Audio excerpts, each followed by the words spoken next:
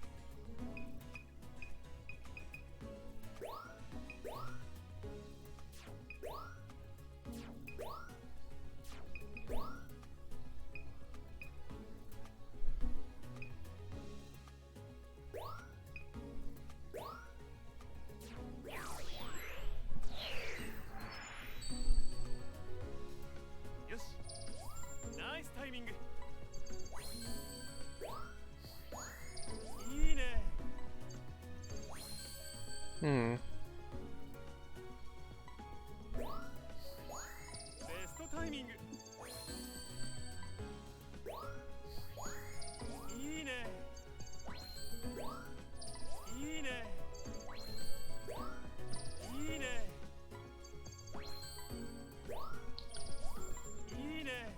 Hmm.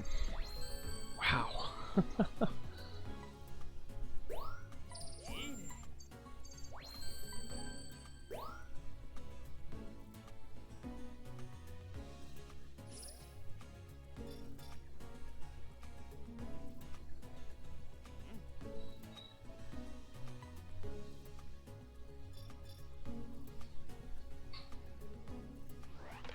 Alright, it seems like dinner is actually ready already, so I will be back in a bit.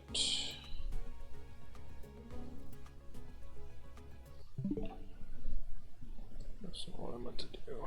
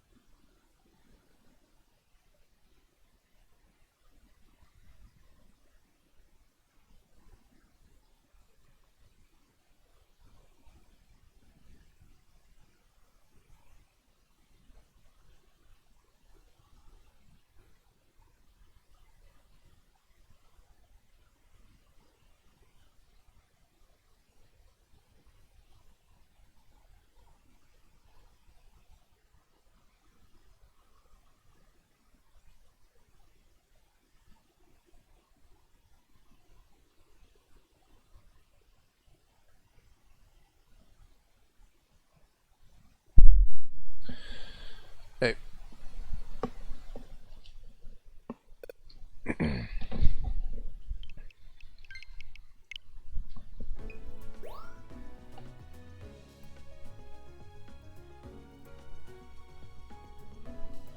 Hello? Hey. What's up? Streaming. Do you want me to link? Sure. I Cat has been completely dead. Same. Not a good day for streaming, I guess. Something like that.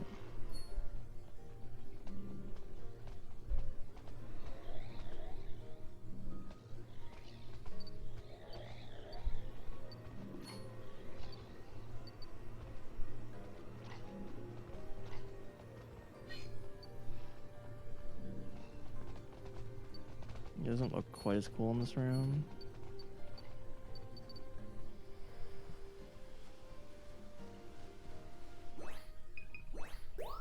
Well, it's nice to hear that, Aeon.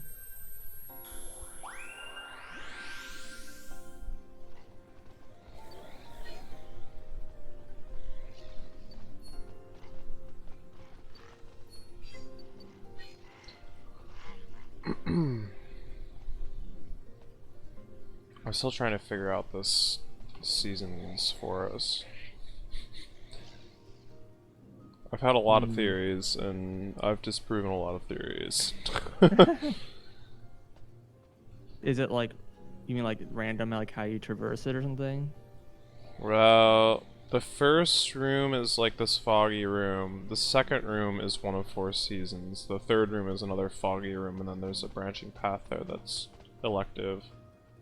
And then the fourth room is like, depends on which path you took there. But the second room, which is one of 4 seasons, like, I can't figure out which season you end up in. Or like, what determines it. Because it's always the same exit.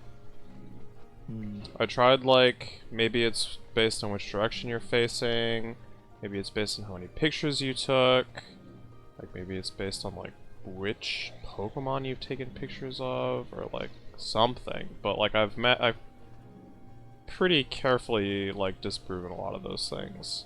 Right now, my, like, only real theory that's left is it's, like, literally just how much time it takes you to get from the start of the stage to the exit of the first room. Which you know, can control to some degree by the turbo thing or using zoom. Right. You know. Well, it's summer. That was unexpected.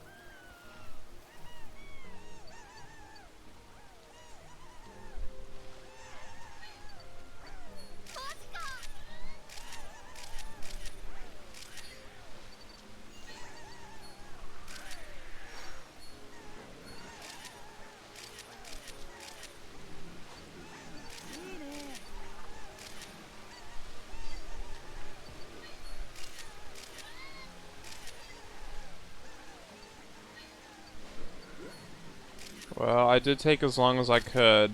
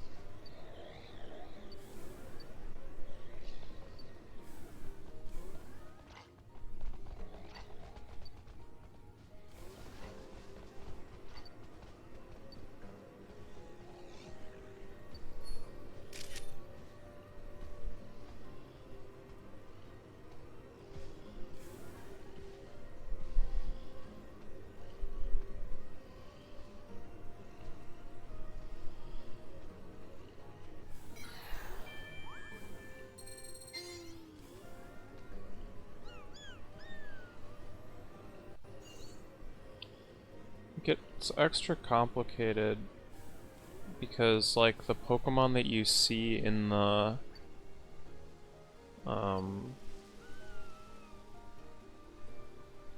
the seasons section show up in, like, the last rooms.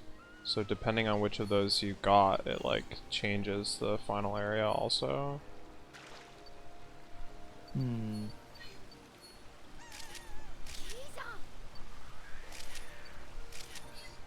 So, like, basically this stage is really complicated.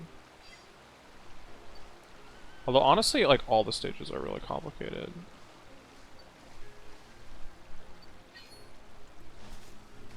This one's just, like, especially weird. Mm-hmm. Is this like the last kind of stage, or No, not even close. have you been to all the stages yet? Yeah, I mean, I beat the game in, like, a day, but... Oh, well, I didn't know being the game required going to play. Yeah, I think so.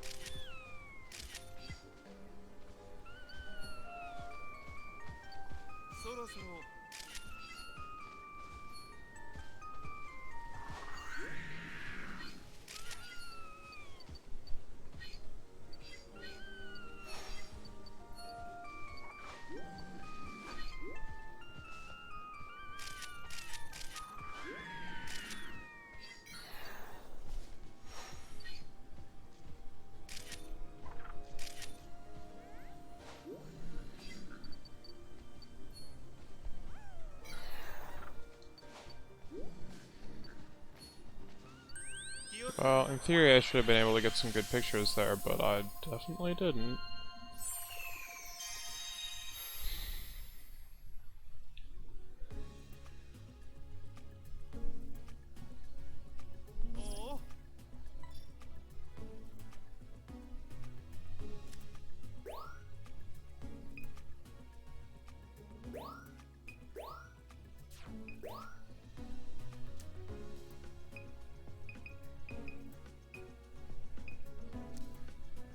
Ah, why is it not expanding?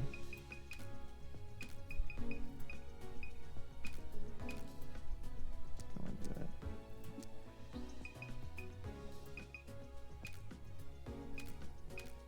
that. Why is it not auto expanding?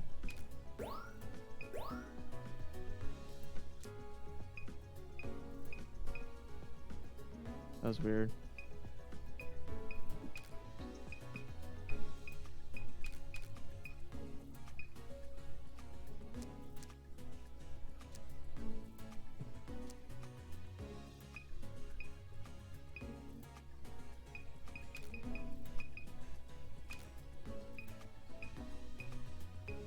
I guess one of these pictures is probably okay.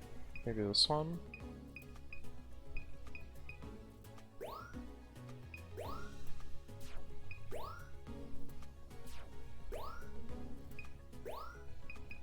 Hmm.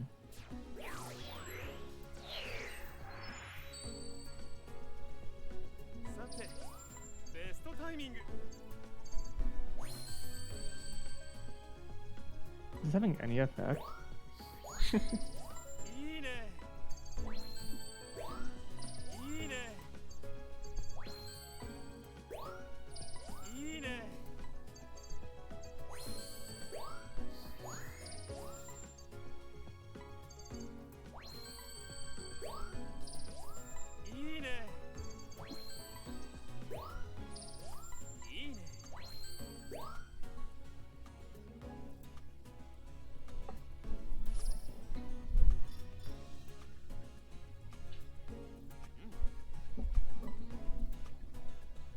No, why?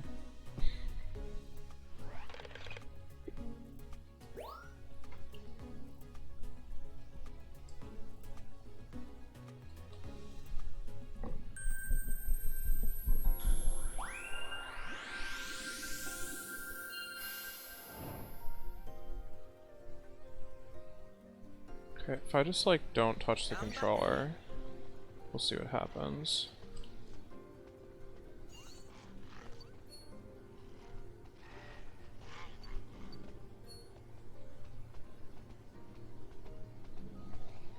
It's really weird. It's definitely working for this room, right?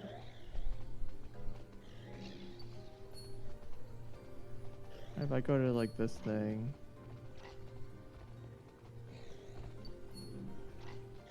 And it changes to like say 1F, right? Now there'll just be no blue. So then we'll just look like a dark red.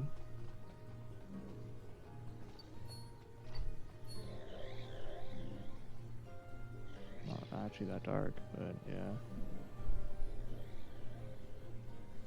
It definitely works.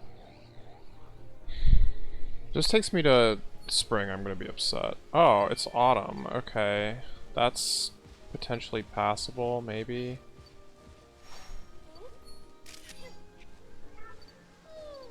Whoa.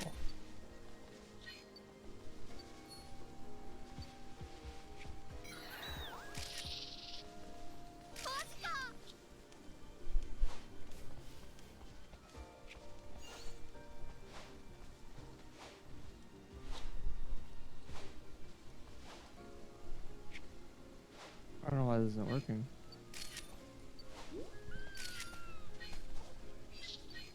Oh.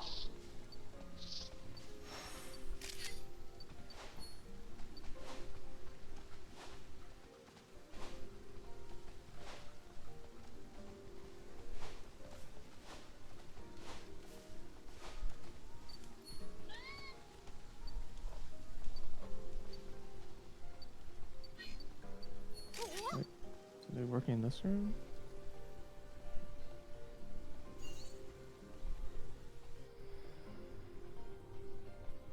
I don't think so, actually.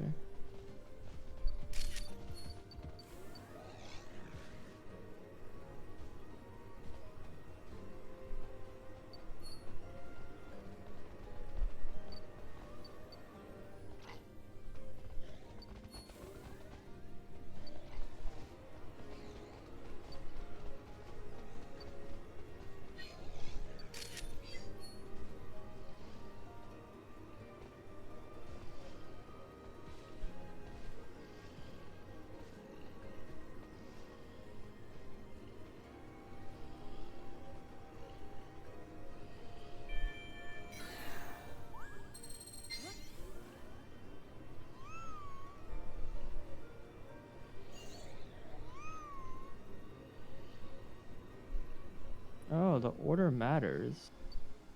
Not supposed to.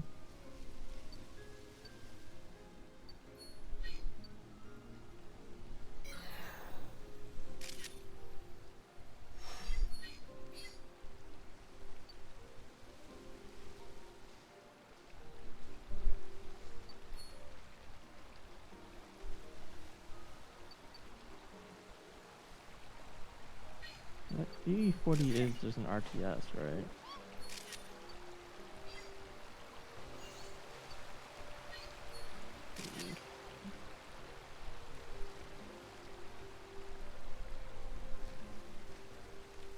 Oh, wait, no, it's not.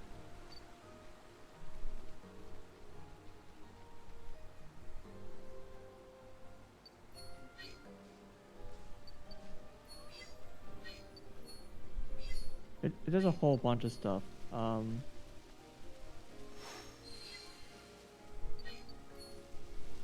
Where's just an RTS? I mean, there's a million of them in this code.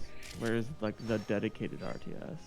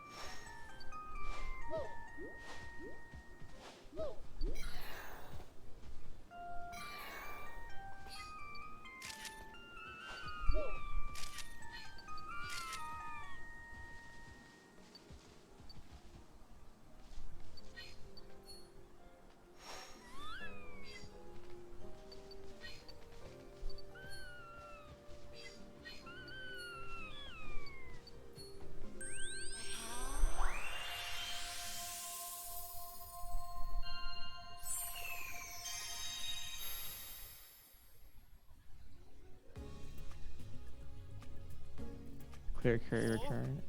Set carry return.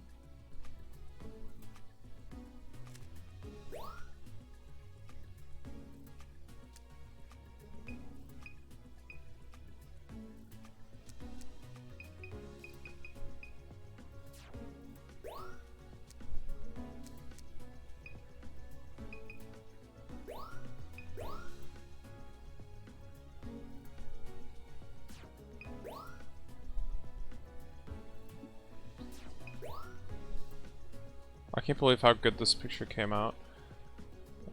I mean, I don't know about facing direction or any of that, but somehow managed to get it like pretty dead in the center of the screen. It's not really in the center of the screen, but we can pretend.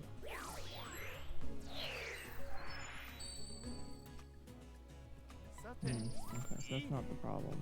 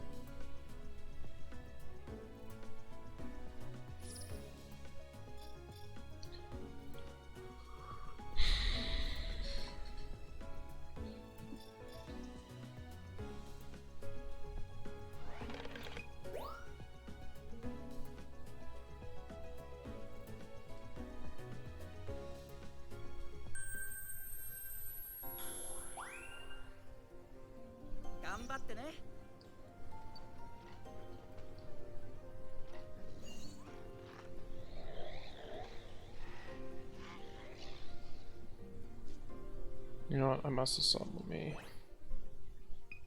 do this better.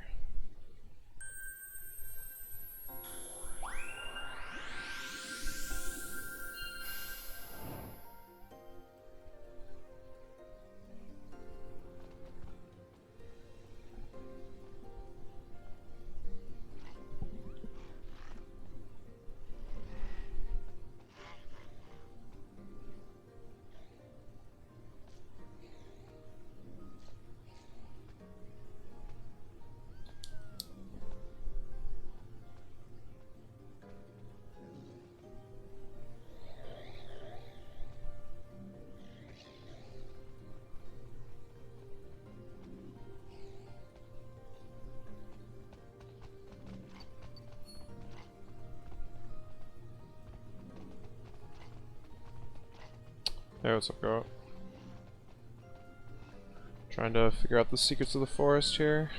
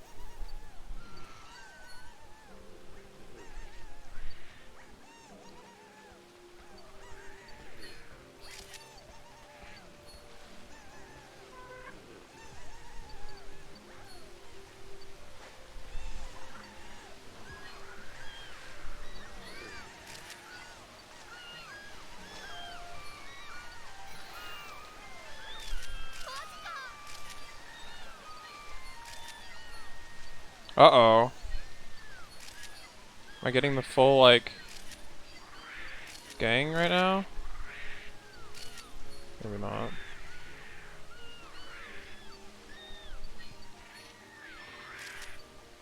Wait, I missed the party here. I was too busy focusing on the Bulbasaur. Oh, crap.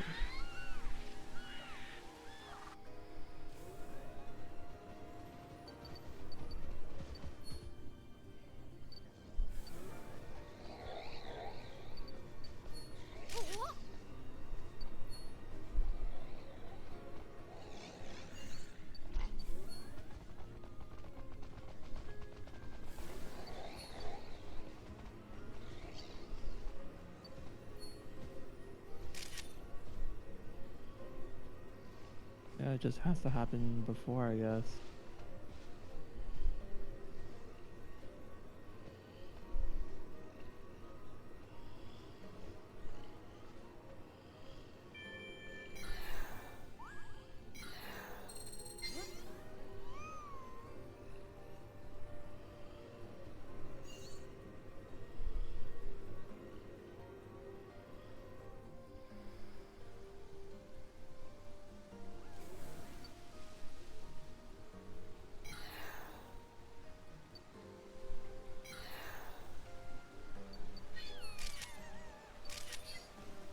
Excuse me.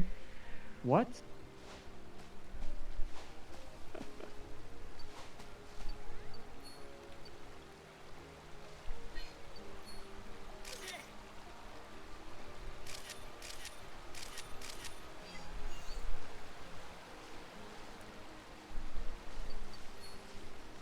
The glow stopped working.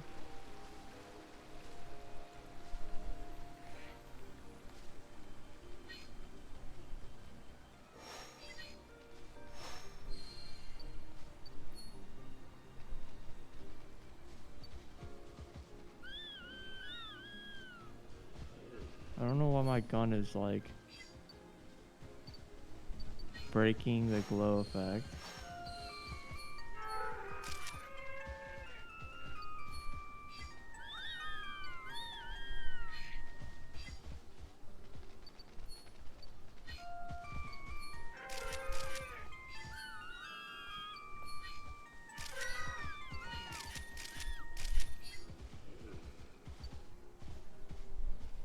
Yeah, it's fine in this room. Something like weird going on.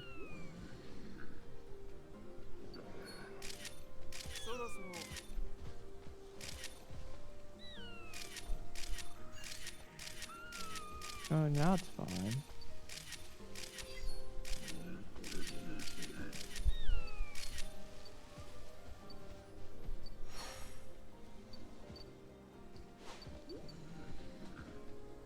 No, it's broken again.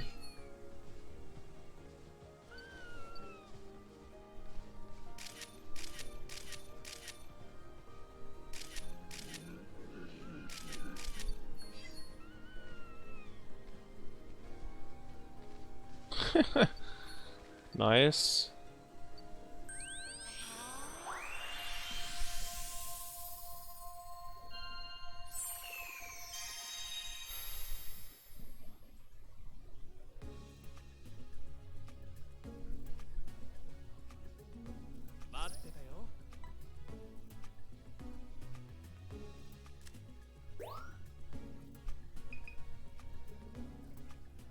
Oh no, I need to not kill this. Okay.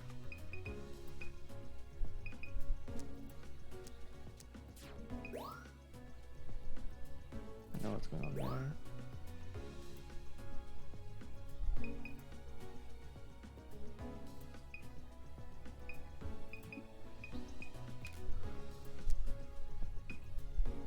There's no instructionless sleep?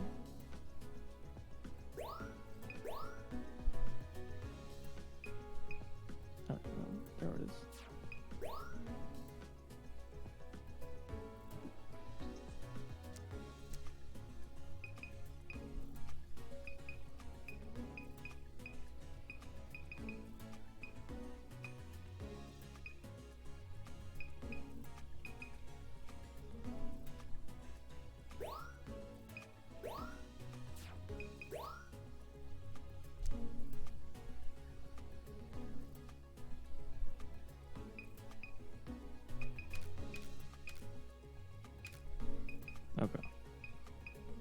I know what the issue was. The issue though is that I mean, it's not really an issue. I just have to be aware of it, I guess. The color peel has to come first for some reason.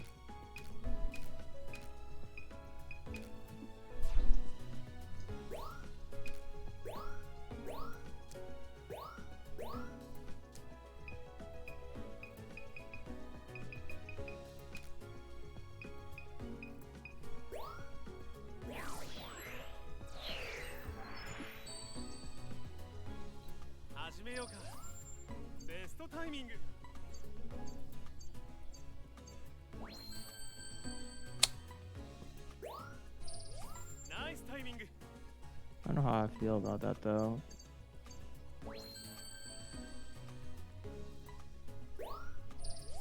This actually kind of looked okay without it.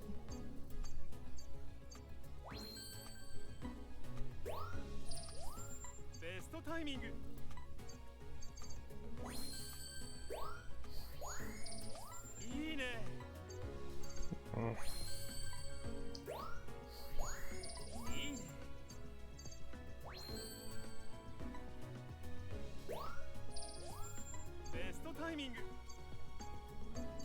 God.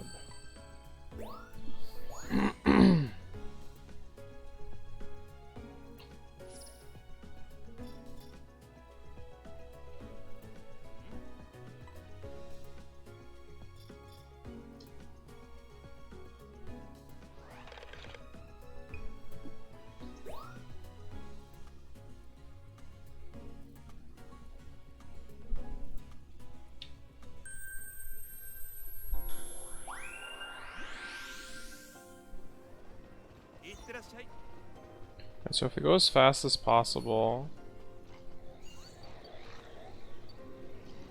I'm pretty sure it's gonna put me in spring.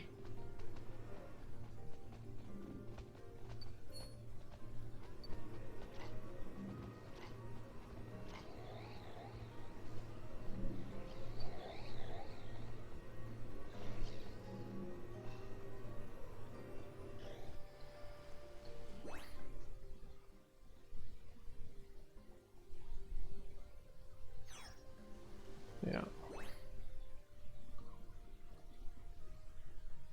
Takes about half a minute if you actually go at that speed.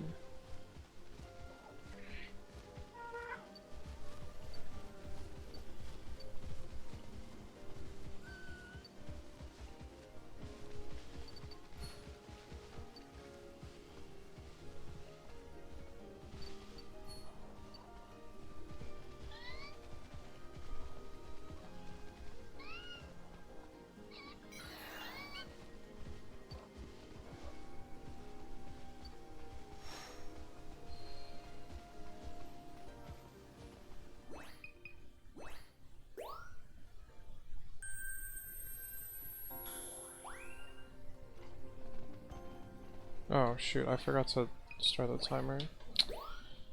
Yeah.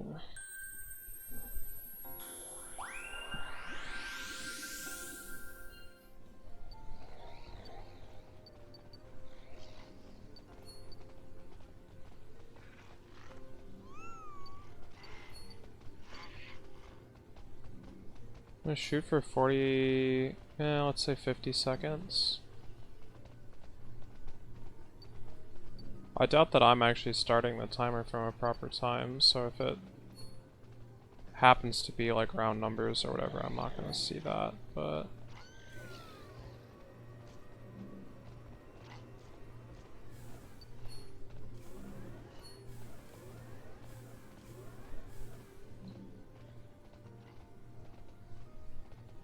That was 45 seconds. Still spring.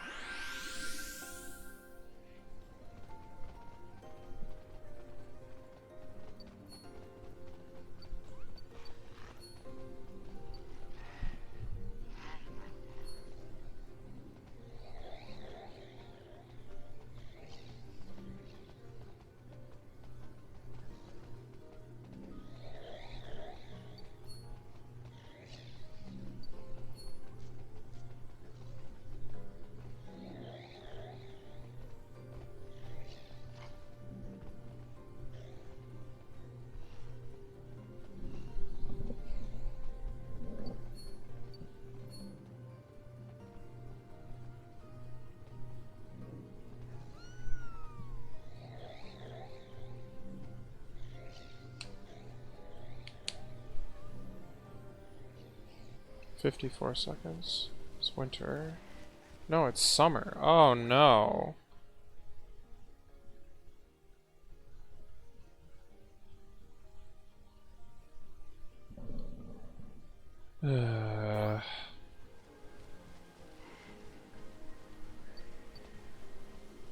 Really?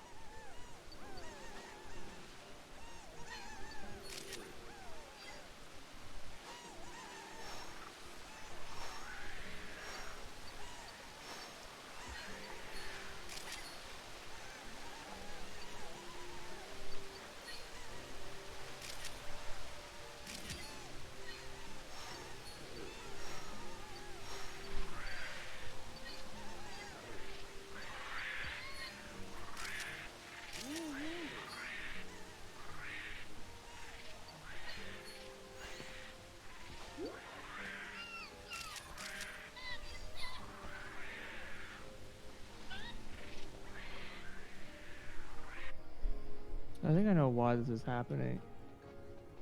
It's kind of annoying, but I'll just deal with this. It's fine. This is definitely one of those why do more word when few word do well or whatever. Don't need to make this correct, I just need to make it right. What are you talking about, dude?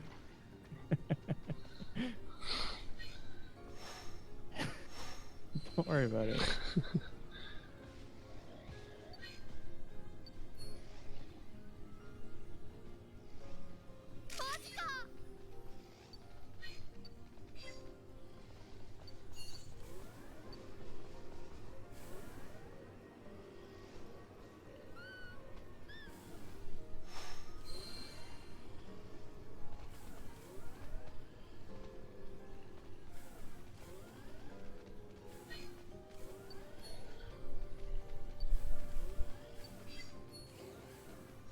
Where are you going?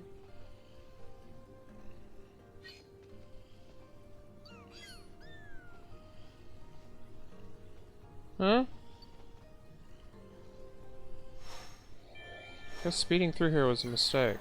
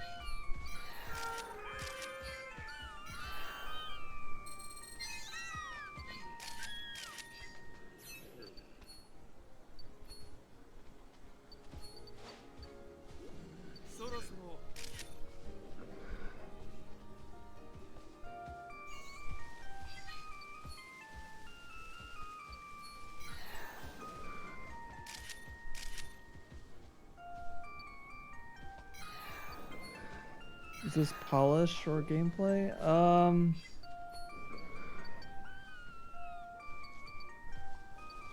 This, I think what I'm doing here is probably close to the polish than actual mechanical like stuff.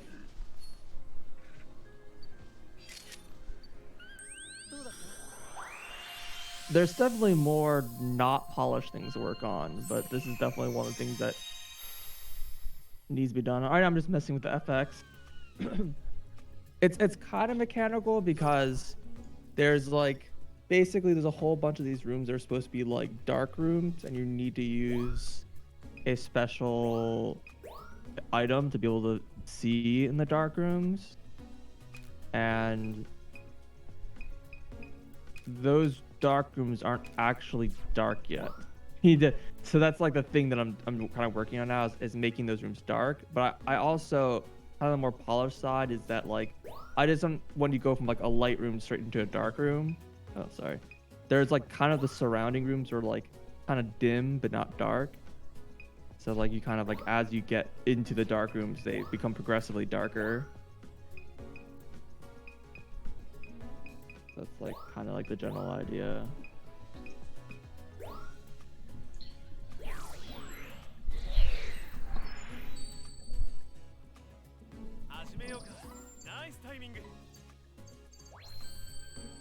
The other really big thing that needs to happen in terms of like, well, again, it's not really polish, but if you notice that most of these rooms don't have enemies in them, yeah, that's not final.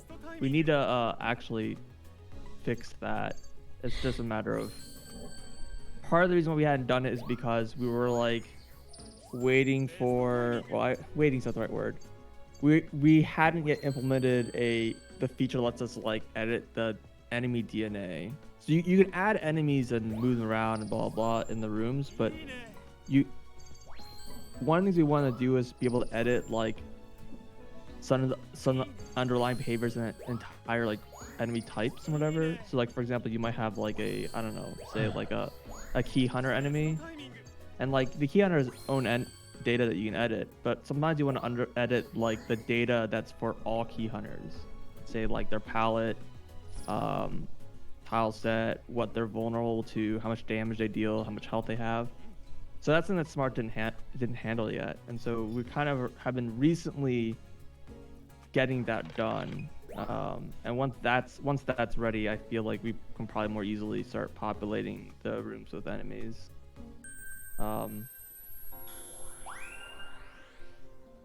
But the game's definitely getting there. Like most of the rooms are done now. It's just a matter of like there's a bunch of bug fixes that need to be done still. Music doesn't exist really yet. We haven't done that either. But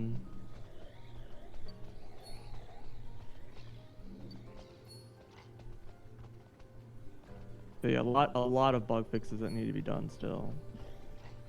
And a lot of rooms just need to be touched up, right?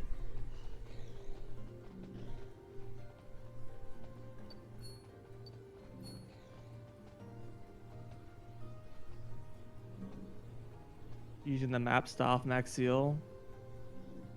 Yeah, that definitely was part of inspiration here for the map. There were some things about it that are obviously different from Axial, right? I made this from scratch, but there's only so many kinds of things you could do, so you can imagine it being pretty similar. One thing you may note, there's two really big differences in the way this map works compared to, well, really anything else. Is you may have noticed is one that areas have multiple colors. That's not normally possible. Normally everything is just like pink for explored and blue for unexplored. So we have like kind of like sub areas inside of every area. So if you count like all the sub areas, we have like, I think, gosh, it's like at least 10 to 16 sub areas. I'm trying to remember exactly what the number is. The other thing is that we have item circles. So you notice there's like a circle on the map here indicating there's like an item to the screen to the right. Yeah. And they turn the dots when you get the item.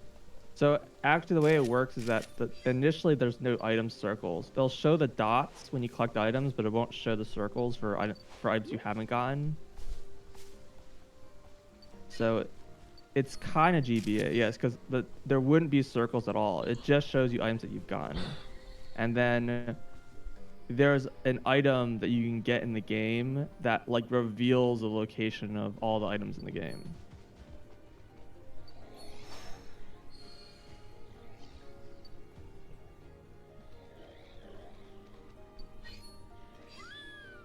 Prime 3. I don't know 1 and 2 have that. So that's kind of it doesn't really show up until like the end of the game. So like the idea is that like it's really only there if you're like if you want to be like like if you want to like collect and get everything in the game, then like that's there for you. But if you want to at that point of the game, it's like it's really late, so it's you know it's not quite end game. I think when you get that item, there's still like 3 more bosses to face. So it actually doesn't sound that end game as in retrospect, but there's like kind of like 1.5 sub areas to do. There really isn't like a ton.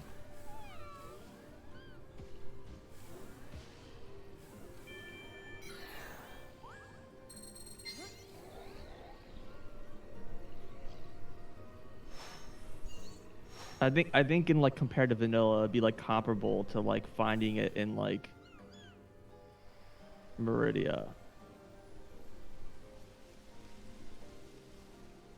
Yeah. Well, maybe right after Meridia. So you still have to do like Lower Norfair, you know what I mean?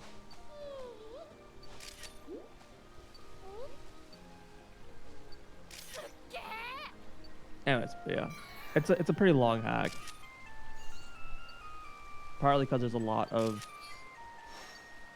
there's a lot of rooms, and there's also just like there's a little bit of kind of like overlap where you'll go to the same room multiple times in like kind of different states. So like the room is like different, even though it's the same like location. So that definitely happens in this hack. Which is something I'm always a fan of. So it always is a little weird to count like screens because it's like, well, that like some parts are like not as big, but they are bigger. All right, so probably just copy the dark room from this.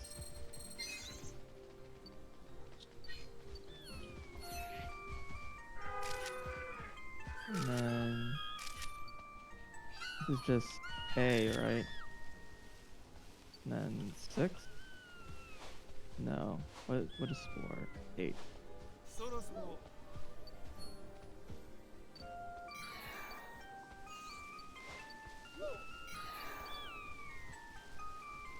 So yeah, like see the room's really dark. Like you can kind of see if you're like really careful. If you're playing on a dark CRT, you wouldn't be able to see anything. Why is there like a weird line right here? Oh, that's what that line is. That's funny.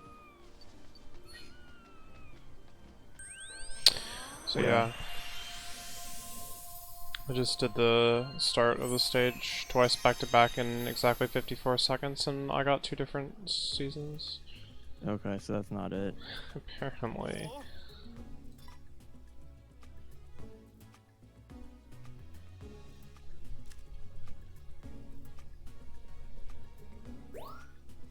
Why is there like a random air tile right there?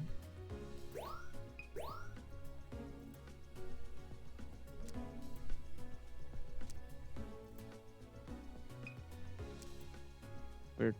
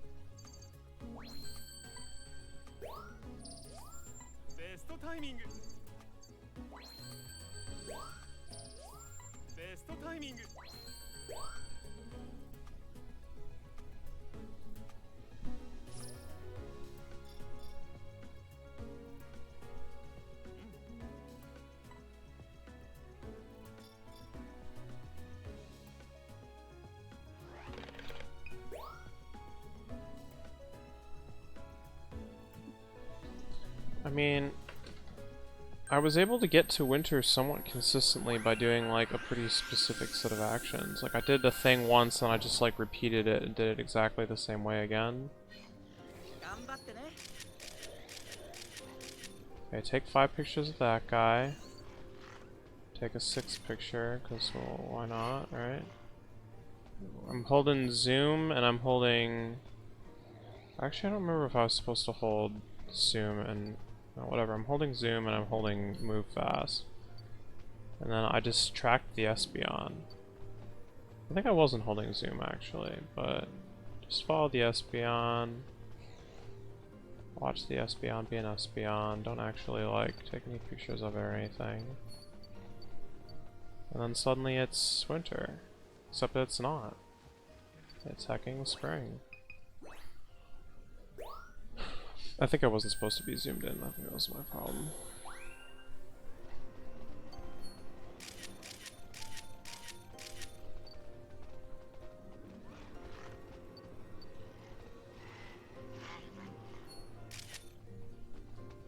That was a spooky song.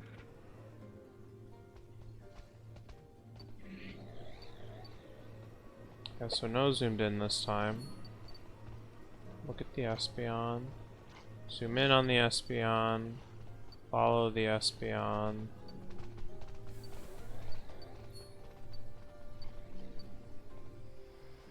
Yeah! It's winter. I don't... It hecking makes no sense, dude. The Espeon is changing the seasons. Maybe.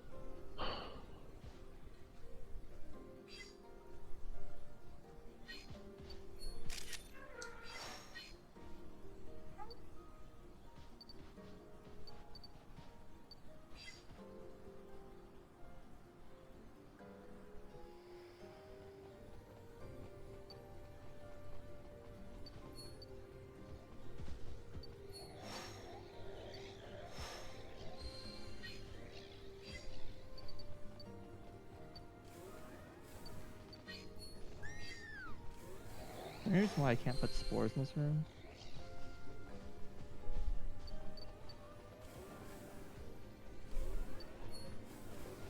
Man, I don't think they're appropriate for this room. I'm just curious.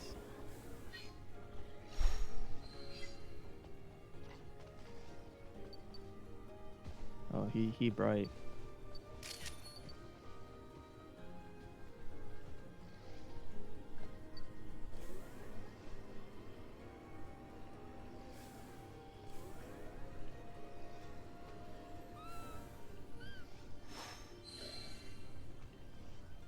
Yeah, unfortunately. Spore Spawn is one of those bosses that changes. So a lot of the bosses that kind of change color as you damage them don't work with this visor correctly. Just make him not change color. Well, it's just a matter of like going to the code of the enemy and making them change color correctly. But it just needs to be done for each enemy like manually. Right. I don't think Spores looks bad, but we'll leave it as leave it like this.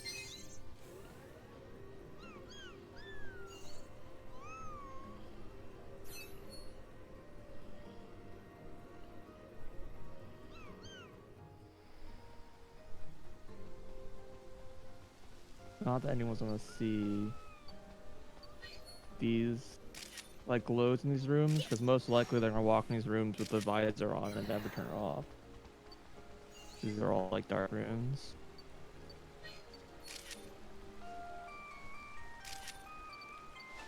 If I walk in like this. Also, I can't leave this room from the left because, yeah. A lot of boss rooms don't work correctly when you enter them from the back.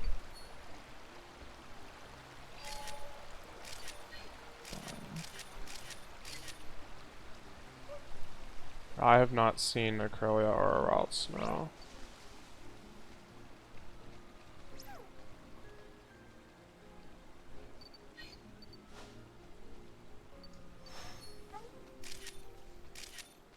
Oh, wait, hold on. I need to... This room probably has 2 states.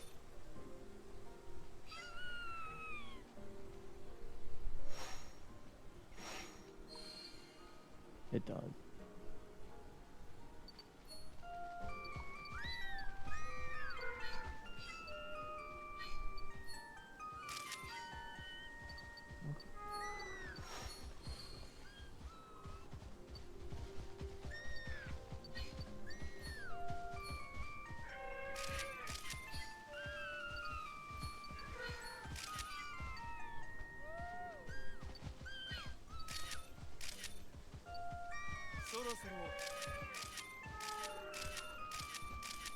I think, does that have water in it?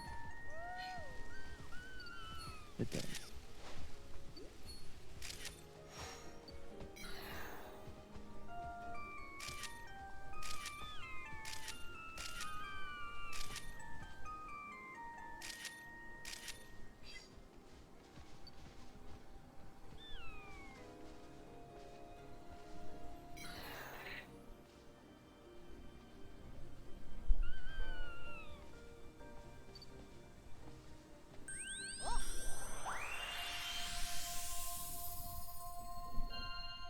This is the wrong glow, I think, maybe?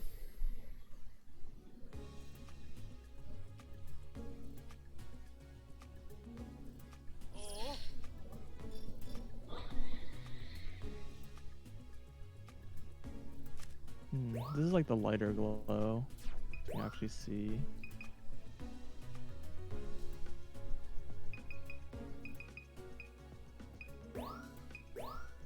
I guess that's fine, actually.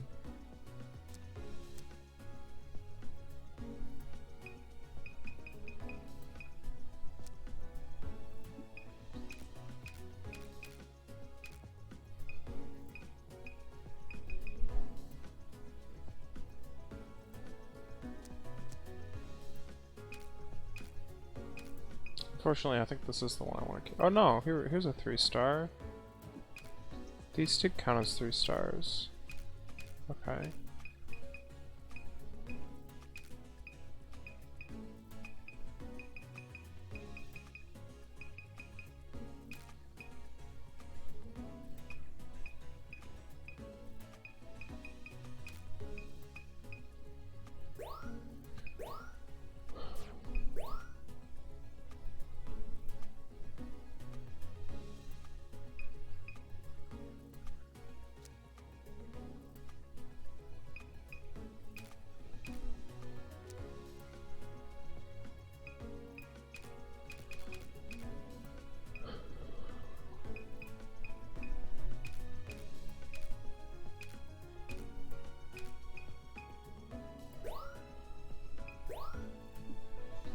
This is a picture of an Esper. Always amazed. You think the Esper would have seen that coming at some point? What? The fact that it's not even in the picture and that the picture thinks it's a picture of the Esper? Pretty impressive. Yes. Yeah.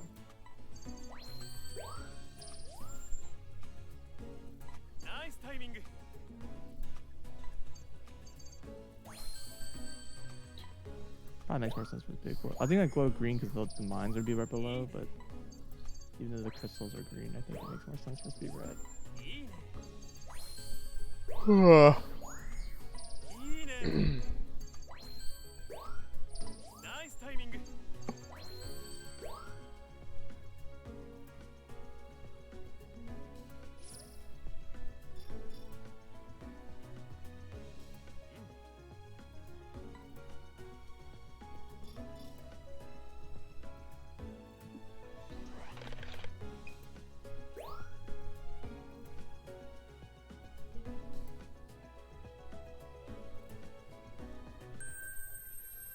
So what happens if I do this same movement without taking those pictures?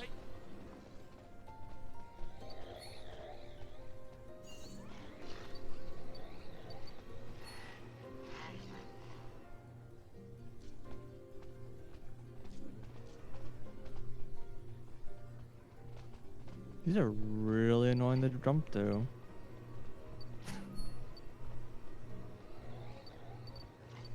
Alright, so the next thing is, so these areas, this area is supposed to be like the mine. And so you have these like crystals that I guess they're supposed to be mining or whatever. It's spring. So all of these rooms, there's going to be kind of like the opposite effect of thermal, of the dark rooms. So they'll look normal, but if you have the thermal visor on, then it becomes very hard to see. So it's like the opposite, because I guess the crystals kind of like overload the sensor or whatever. Like, I don't make the rules, it's just how it is.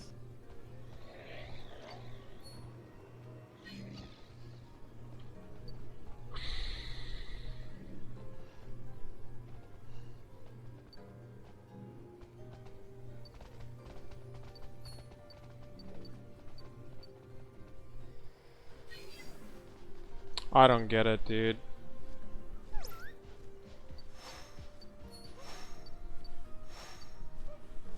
It's like some horrible combination of like all the things.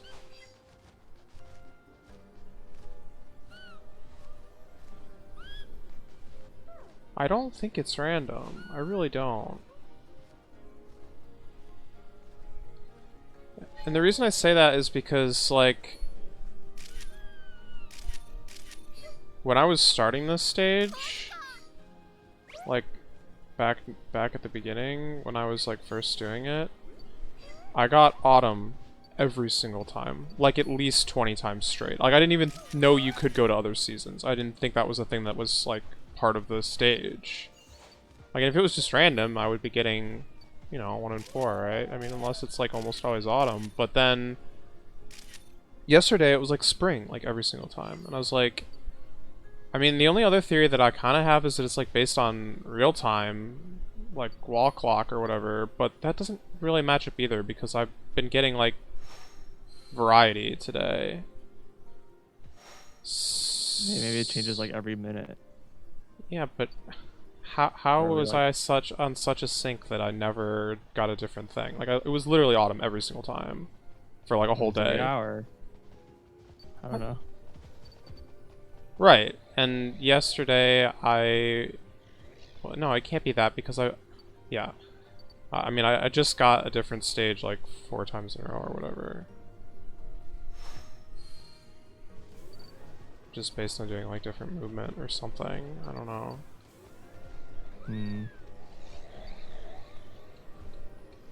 I feel like if I do the exact same thing that I just did, I'll get winter every time, and if I like just sit there and do nothing, I'll get summer every time? I don't remember which one it is, but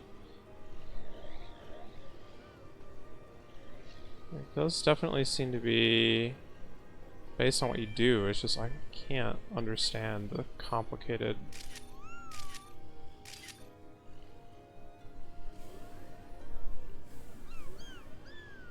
mess that's like actually making it happen.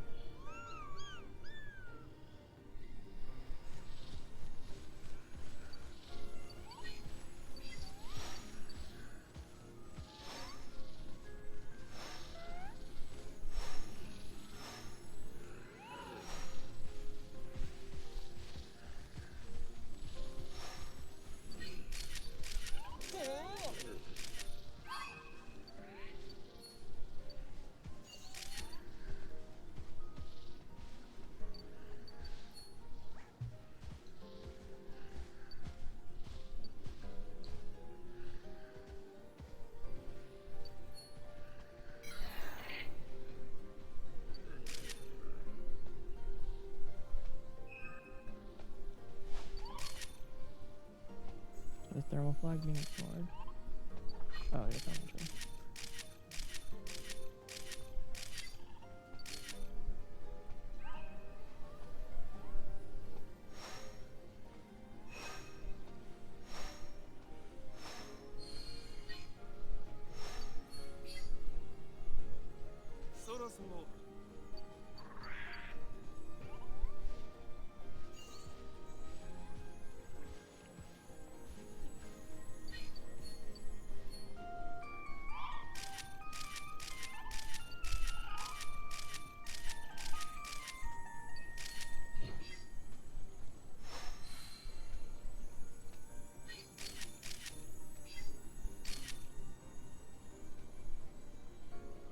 Okay, so it doesn't seem like Gardevoir and Ninetales appeared here I think range is allowed to be above 7. after going through winter.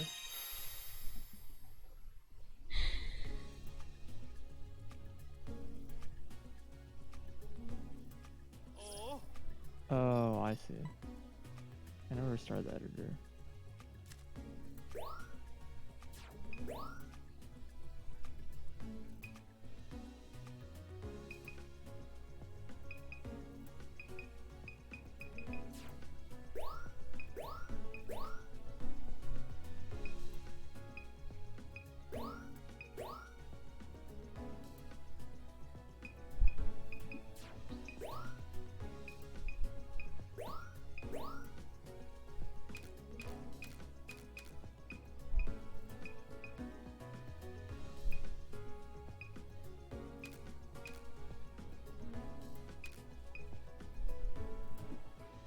So I just, you've probably been running around with like the visor on this like whole time, and you get to hear and you're like,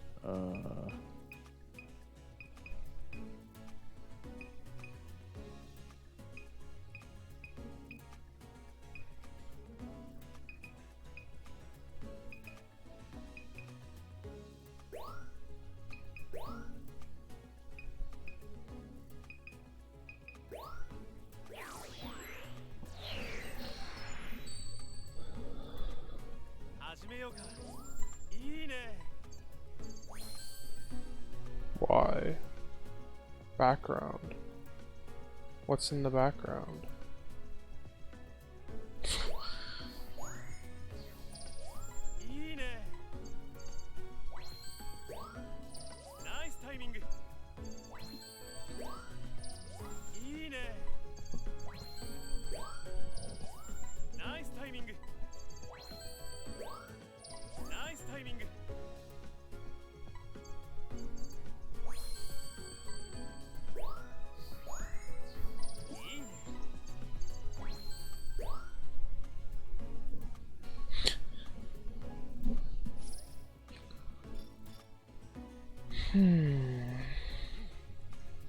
that's nice iron destroying. Yeah, it's supposed to. It's supposed to be like you cannot use this visor. It's like the opposite problem as the other one, where it's like it's too dark to see, so you turn the visor on, but now it's like too bright, so you have to turn the visor off.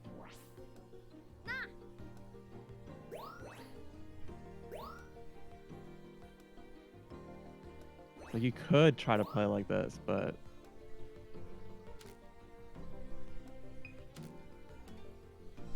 but please don't.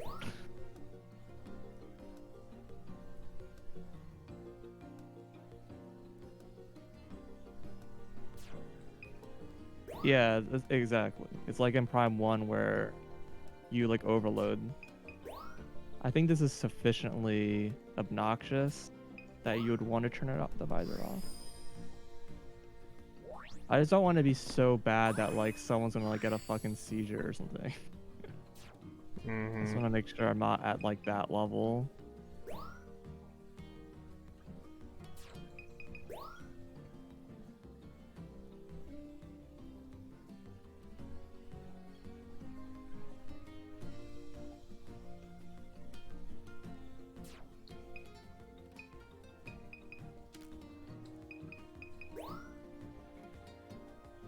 I was gonna have this like more common throughout the hack, but it kind of only really makes sense to put it in this one area.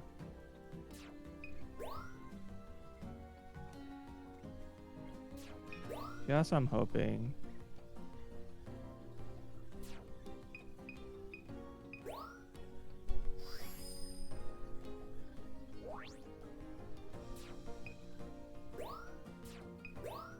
And so yeah, like see, like all these rooms have these like green stuff in it.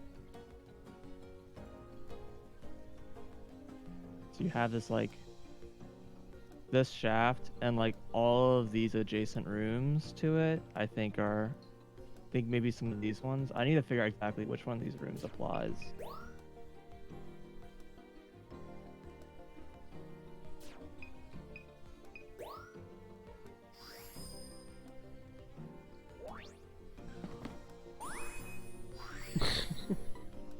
Trump is a goofy Pokemon.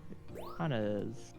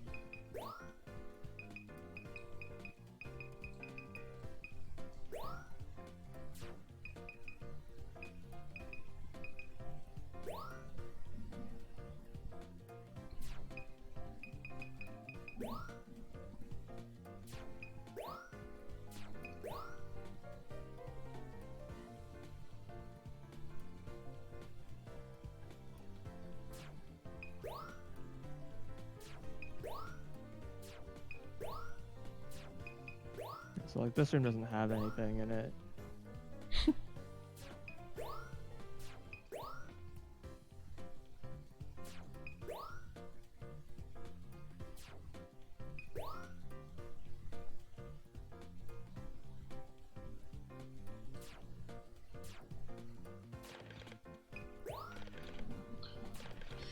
Well, that taught me nothing. I just need to be careful about rooms that have multiple states that actually modify all the states, but most rooms don't, so it's not. This room should be fine. Like none of these rooms have. Apparently I haven't even been everywhere on this stage yet. Like, how?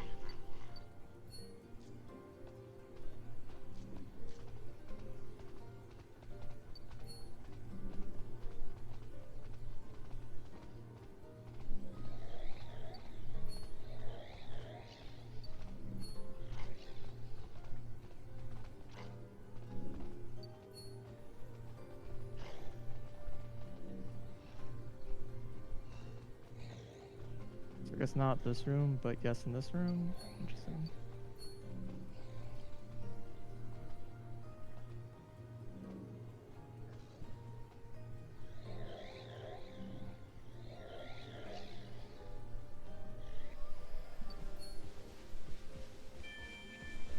Wow, doing nothing gives you autumn. Okay, fair enough.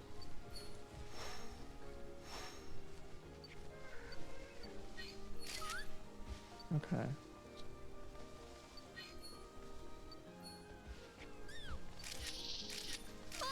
So I think that's mostly what I was gonna do with the glow effect. There are like tons of rooms that could like just use glow for kicks and giggles.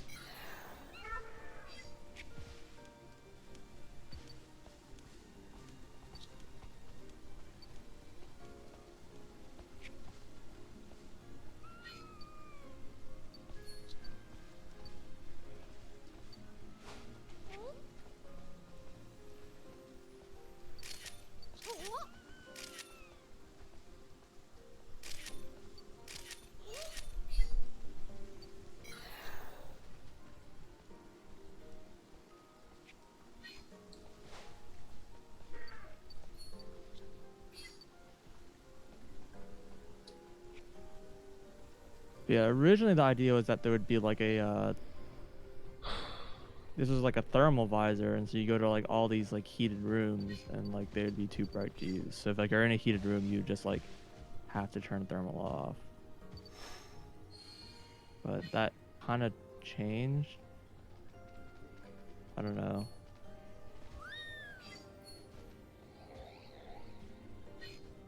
Good job, idiot.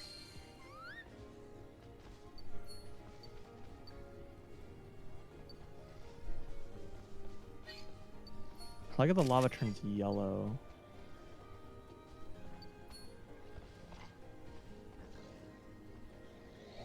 So there's like a handful of rooms there. I really want to have more like rooms in the hack that kind of like are like that.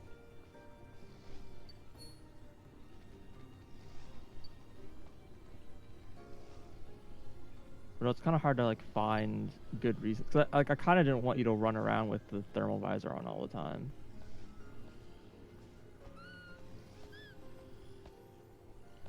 So like you have this room here, these set of rooms basically that like have to have thermal off essentially. That's like the only place in the game like that.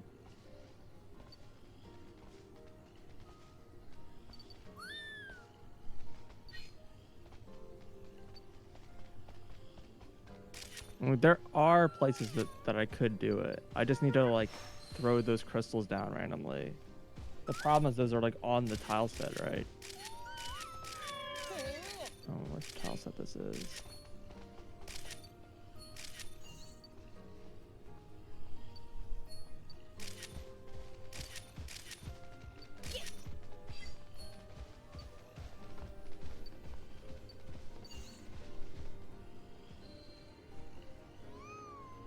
Yeah, this tile set. Takes a pretty big chunk of it. You can't, it's kind of hard to just throw it on. Although we have all this extra extended space that we could use.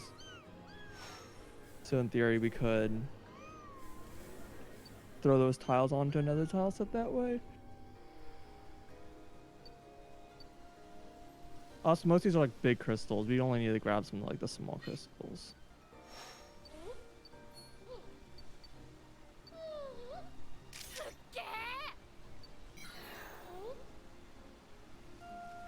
So like it might make sense to like maybe in this area to have some room with crystals in it.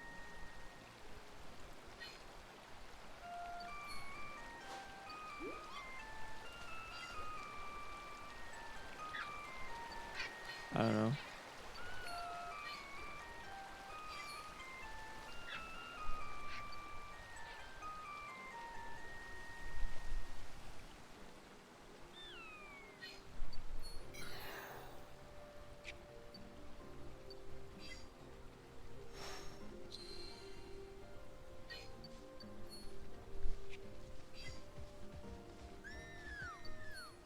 Yeah, I mean, this is like supposed to be a research lab. this area. So like part of the lore here is that, without I guess giving too much away, is that there's a special like, I don't know, in quotes, magic or whatever, like mineral that's been discovered here with some properties or whatever. And like every sci-fi story. And so they're like mining it here, and then there's like they have a lab here where they're doing like research on it. So it would make sense to find some of the crystals there. Just, yeah, I don't know.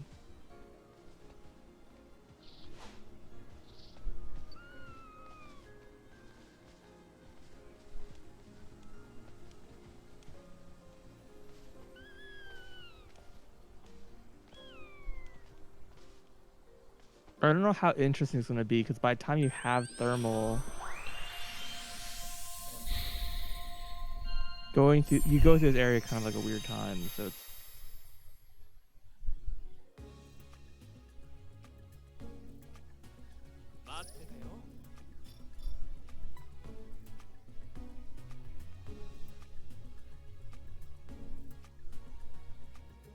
yeah, I'm not sure.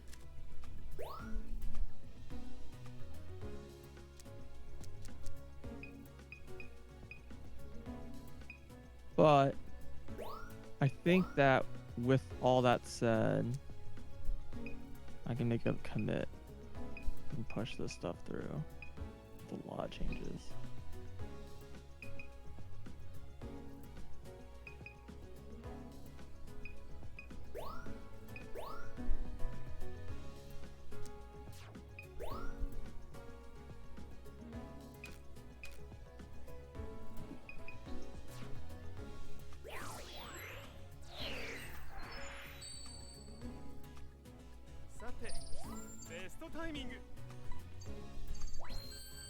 Whatever, I'm committing that.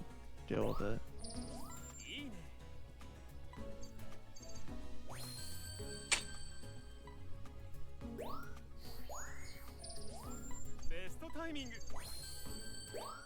There's some like stuff in here that can be deleted.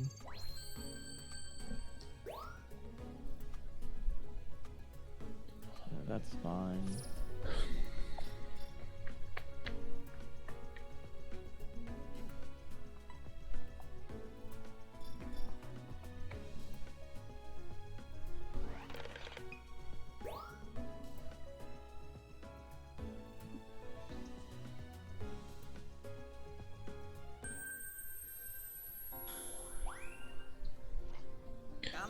I don't know, I guess it might still be time.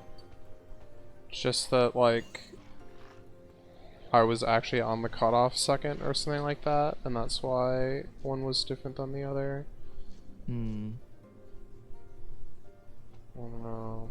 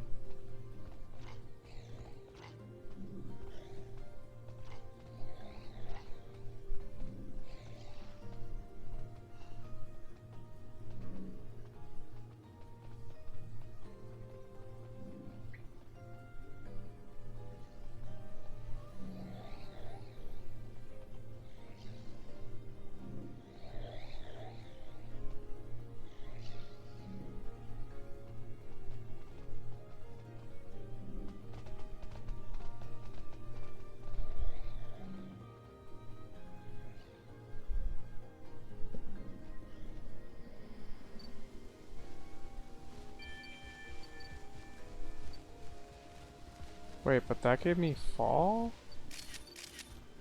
Ugh.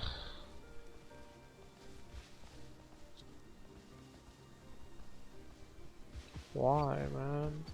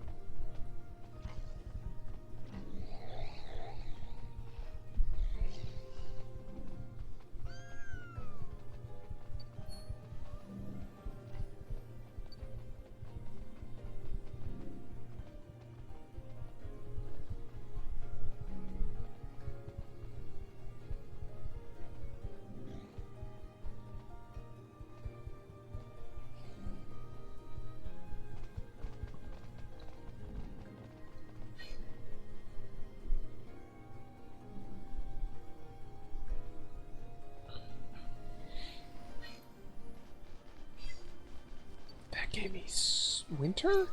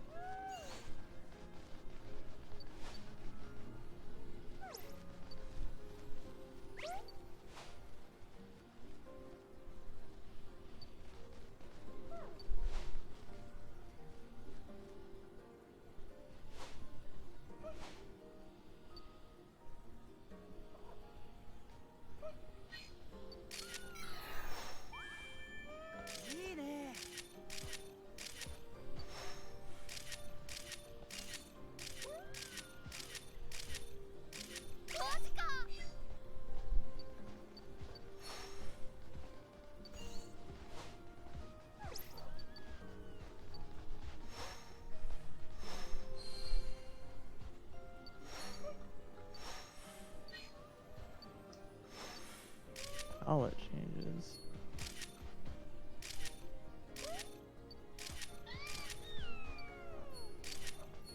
House at sea. I did make changes, but I thought I reverted them. I think I changed this tile.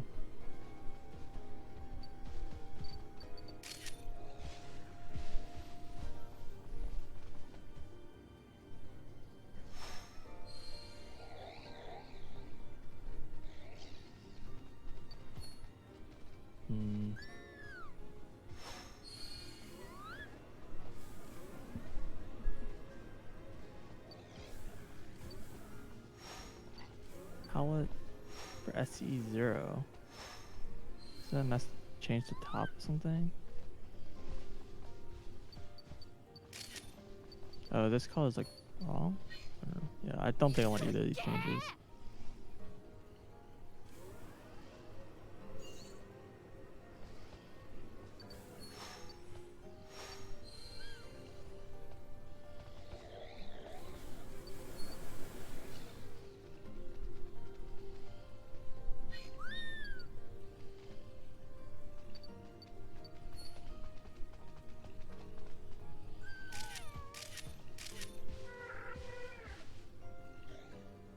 Okay.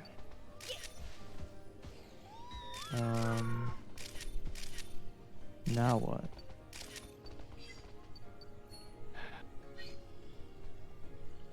I think. No. Look at my list. There's a bunch of things on my list. I think the thing I kind of want to work on is smart, not my hack though. Okay, Fireflies is fixed.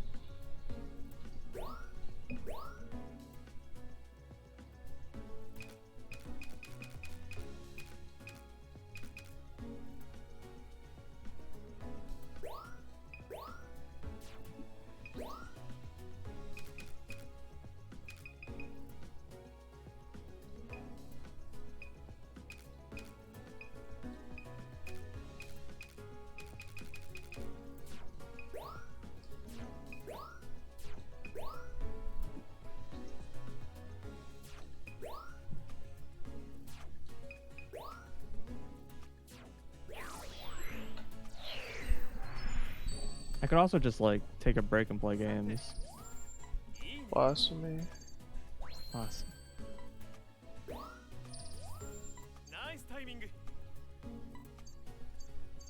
I think I really feel like I should work on in Smart is the enemy docks. But that is something I don't know enough about to get started, but I don't know, maybe I can figure it out.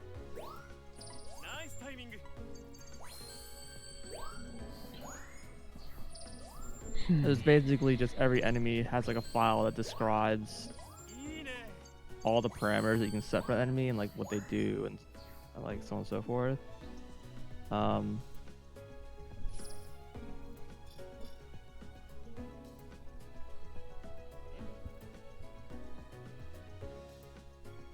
Well, we only have like 8 of them done. And there's like 150.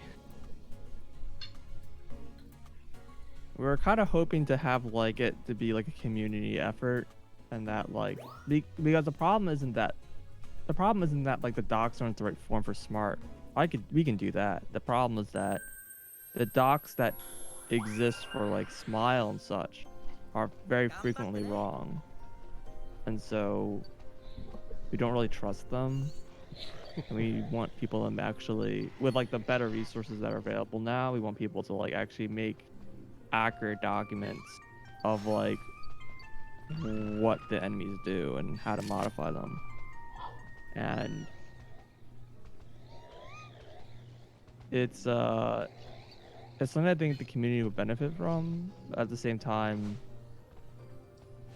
I was kind of hoping that there'd be more people that would be like interested in helping out, but we haven't actually had that many takers. So I kind of been personally like sidelined it because I was just like, well, there's other stuff to work on in Smart. I don't like, I'll leave this to other people to work on for now, but what would I recommend to go to for documentation? Right. I found another path. Literally, what did I do? I was able to scan this thing because the Trevenant like ran away. Why though? I don't understand. I'm game so just confused. has infinite mysteries.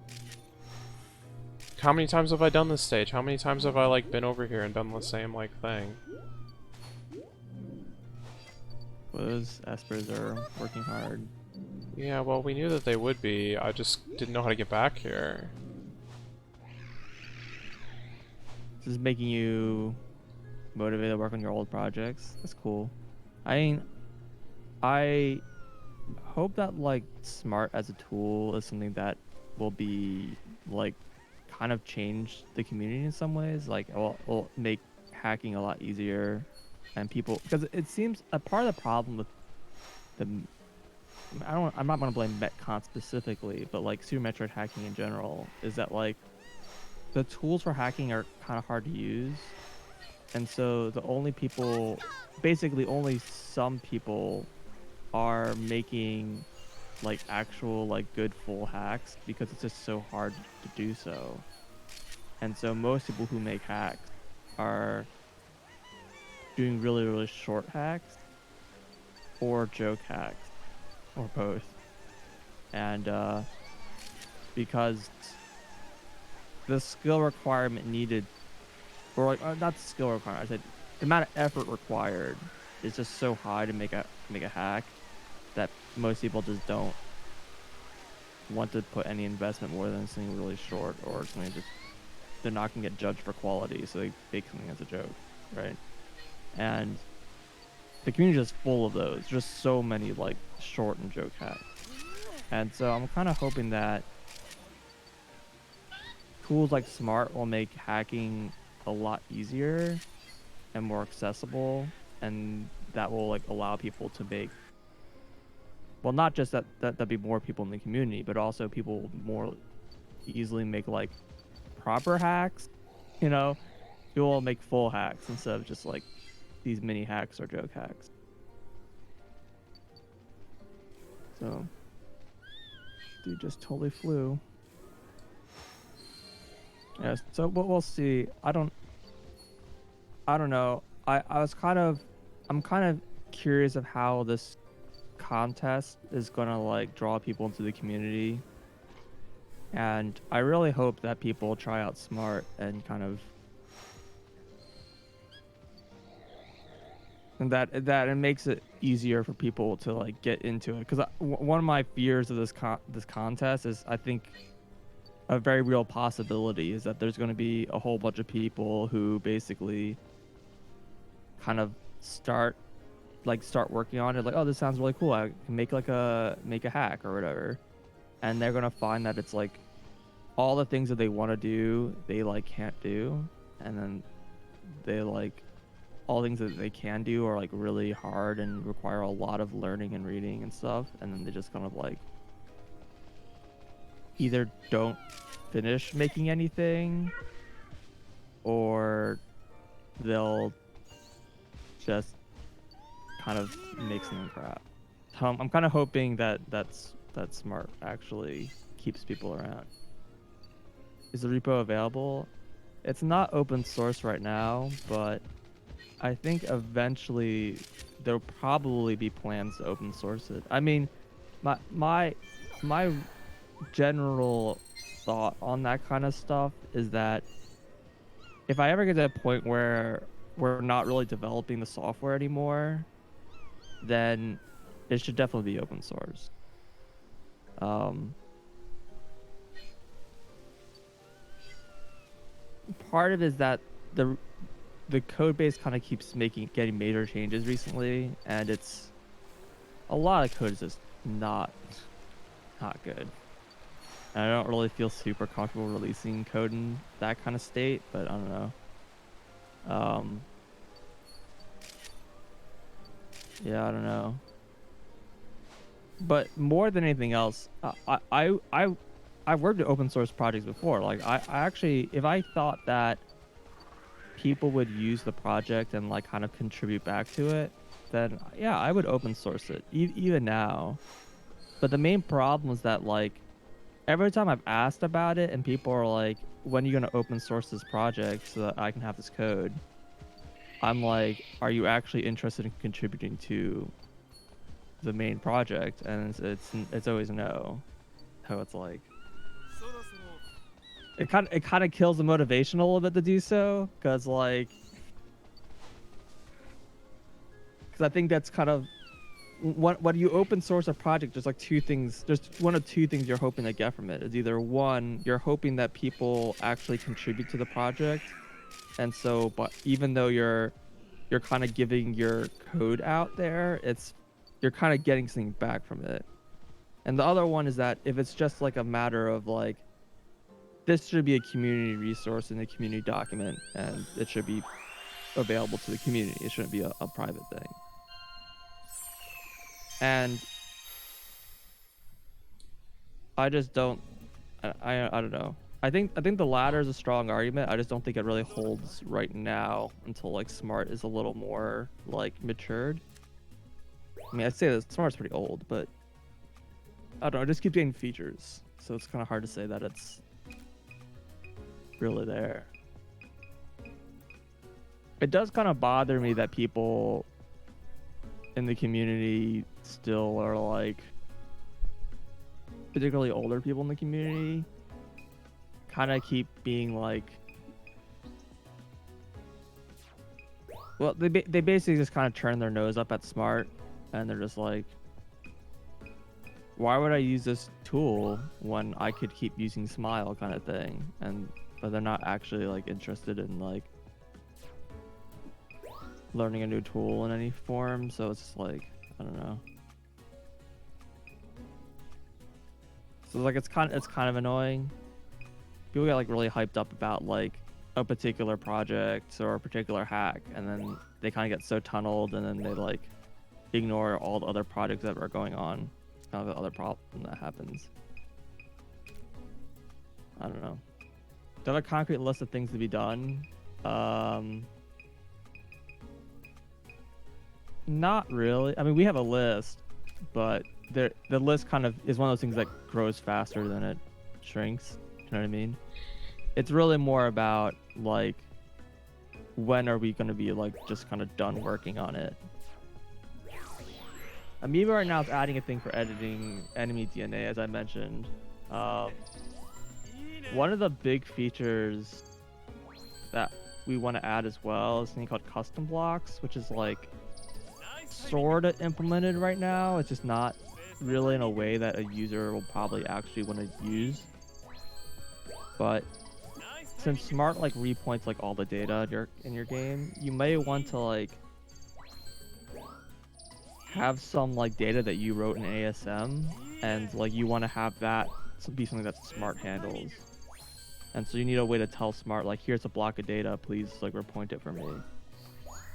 But also be able to expose an editor. So like you can say like, hey, I have this new tile set, or not tile set, like here's like a tile table, and I want to be able to edit it in Smart. So you can like open up that tile set in Smart and modify it, but it's like something that you've defined. So there's a lot of stuff like that that would be really, really powerful to have. But it's also really complicated. And it's also a little weird because it's like, it's one of those things that's like, it's really, really good for people who understand what it's for and are like, especially who are doing custom ASM. But like, I feel like a vast majority of our users will probably never use such a feature. So it's a little like one of those things like I think like for the general user now, Smart is like fairly complete, like as a level editor. There's like a few quality of life things, and there's a few like kind of random bugs here and there. But if you're just like if you don't really use very much ASM, you like have a couple of ASMs that you just kind of dropped in your hack that someone else wrote, and almost everything you're doing is just like editing the level and so on and so forth. Like Smart can just do all that already. Like it's basically done. There's some things that I would like to be able to have Smart handle that aren't there, but there's at this point it's very few. Like most of the things that I would want to add to Smart like aren't in any other editor. Like I would like to have something like a message box editor that lets you just like add and remove message boxes and stuff like that. That'd be something I mean, my hack right now, all the message boxes are corrupted, and I need to actually rewrite all of them. I just don't want to like, if I'm gonna rewrite all the message boxes, I kind of want to do it through an interface in Smart. So that might be a feature that'll show up there. But I think like the main thing that Smart's missing right now, in terms of like a user editor stuff, is mainly just one, all the enemy docs. That's the thing that's sorely missing. Smile has enemy docs for like almost every enemy. They're not correct. So it's like, but in some ways that's better than Smart, which has nothing.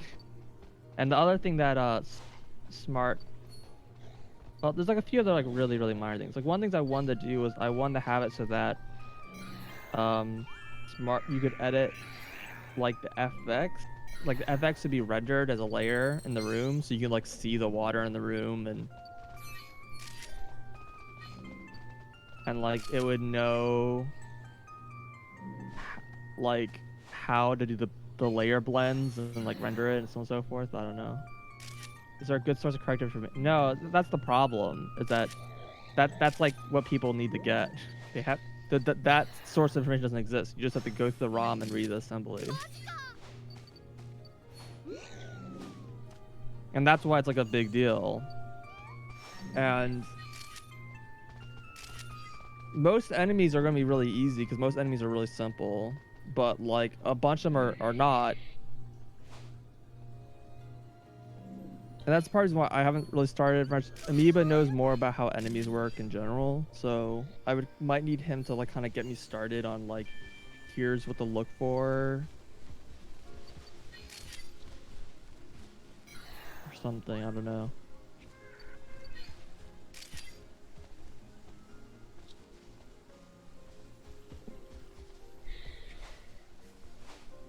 But yeah, I don't know. I think as an editor, I'm actually pretty happy with Smart right now. It's like, I mean, like this entire hack that we've done like solely in Smart, right? So it's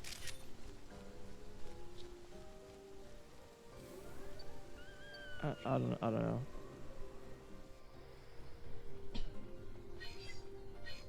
don't know. I keep seeing people in Metcons community talk about how they don't like some of the interface things. They like Smile better, but like the way Smart works now is that you can make it behave pretty much exactly like Smile, and it's just like people still aren't using it for some reason.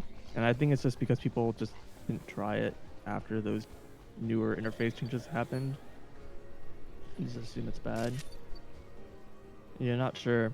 There's also just the fact that like a lot of those kind of people who kind of just don't really like aren't really willing to kind of try Smart out anyways are like people who are using like Smile 2.5, which is like such an old editor. It hasn't been updated in like over a decade, and uh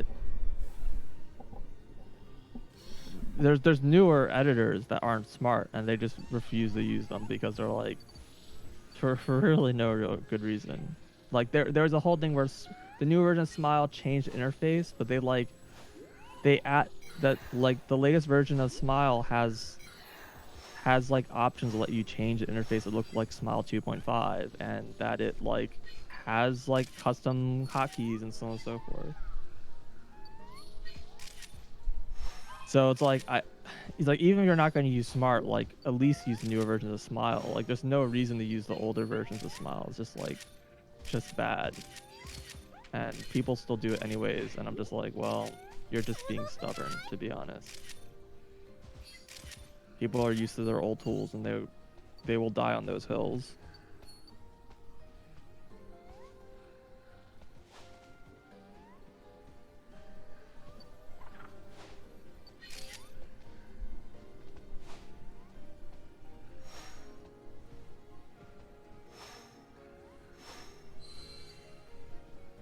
I guess we'll see. I guess I don't know. We'll see how this contest affects the community, because they're gonna probably bring in a bunch of new people.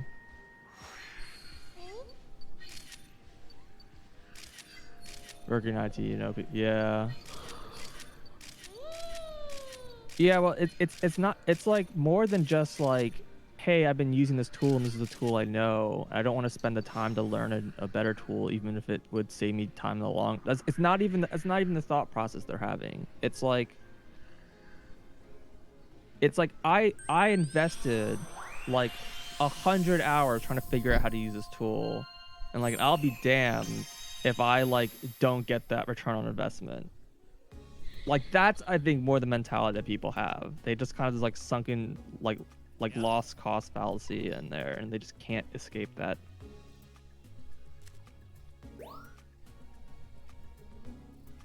It's pretty unfortunate.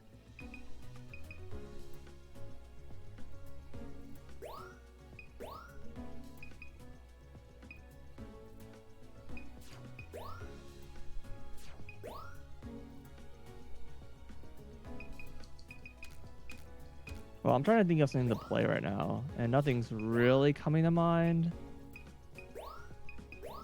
Or maybe there's like some random Switch game I can just throw up. Pokemon Snap for the Switch. Oh my god, please.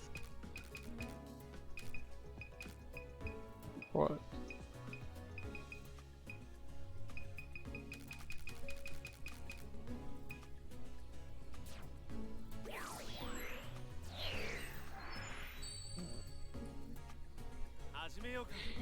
One of these scenes. Why is it black?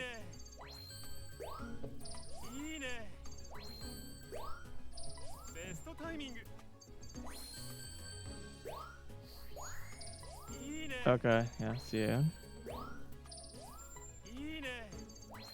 Oh, cool. My Joy-Cons are drifting. Awesome. Rip, dude.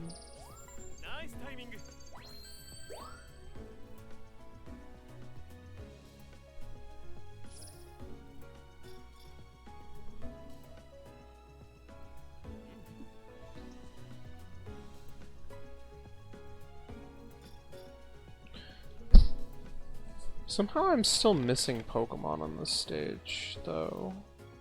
Or something. Or maybe that's in the jungle. Maybe I'm missing Pokemon in the jungle. I think that's what it is.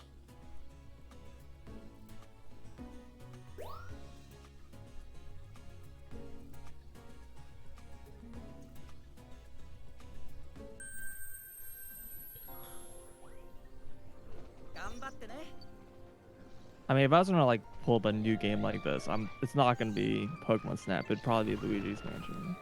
Mm-hmm. And I still have Mario 35 on my Switch. I wonder if it would boot.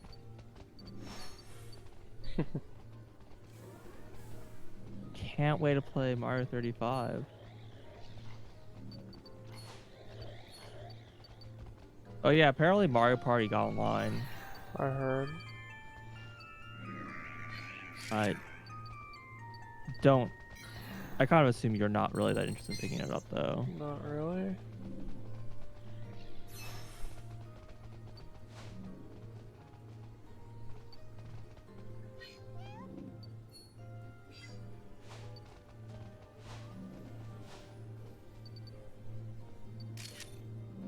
It's either that or I can just like pull the like, you know, Mario Kart or whatever and just screw around with that for a while.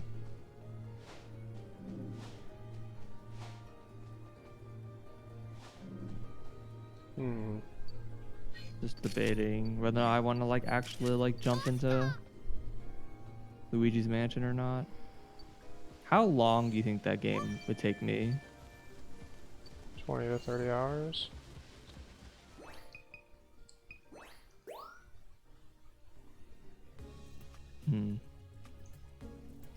I mean, assuming you like try and get stuff, I don't know. Right.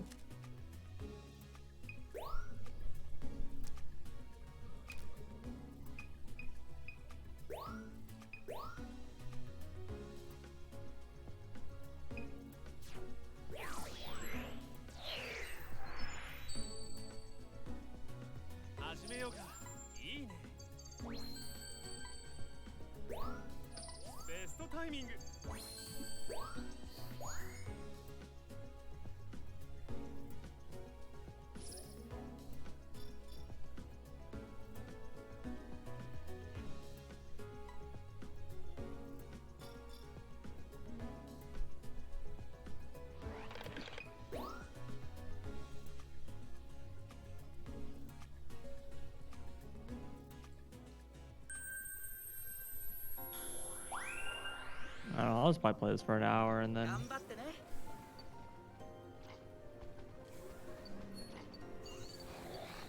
Oh, that comes up on my stream, huh? What's up? I now know you're playing Mario Kart Deluxe. Because it showed up on my screen. No. Oh.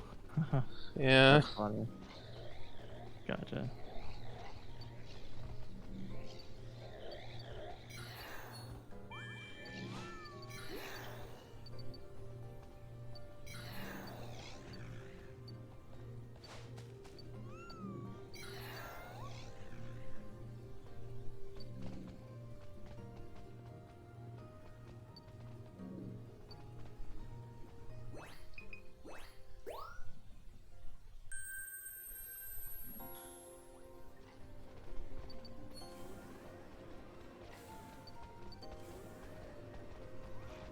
Played this so long.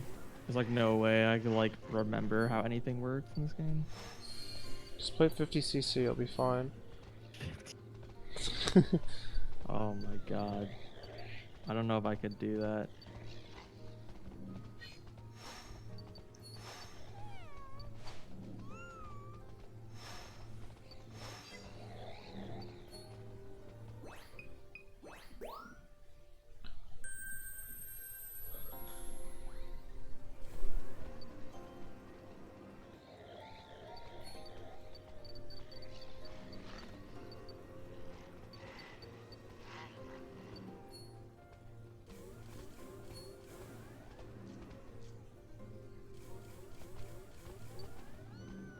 I don't even remember what car I like to use.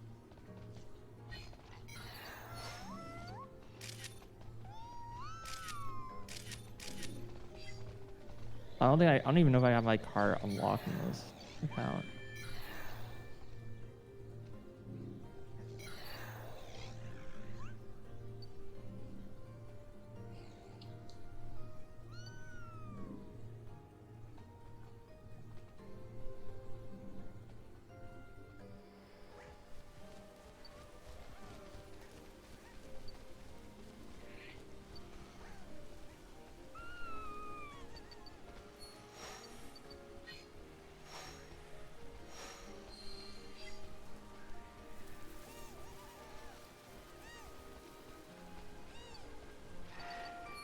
Whatever.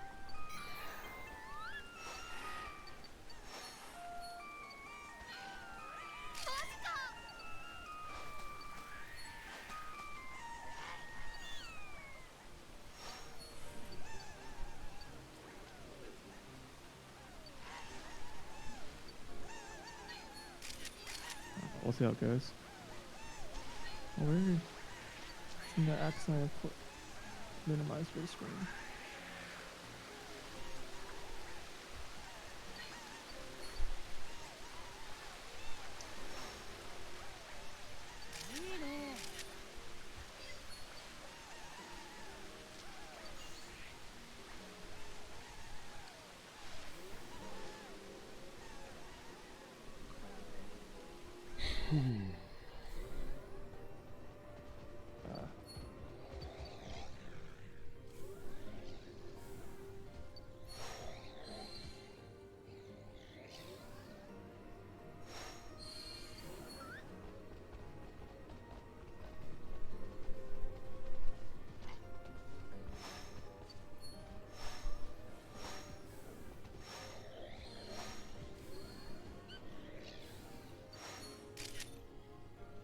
Keep taking that too sharp.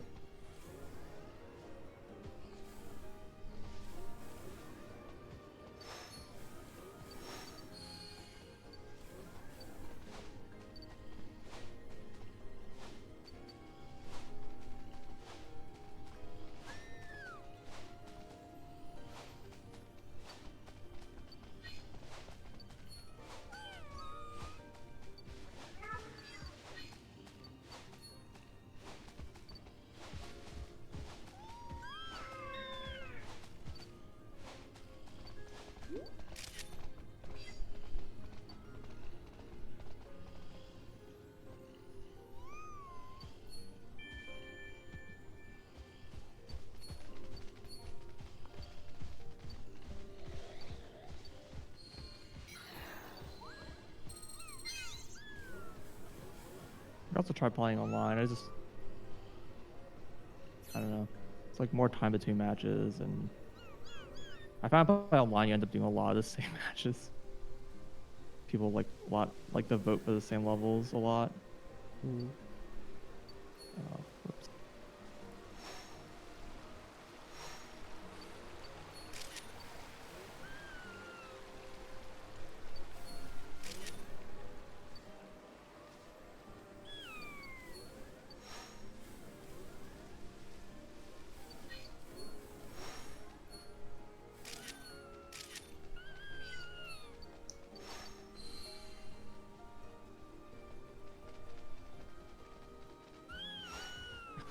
Oh my god, that was not good. Where'd the banana even go?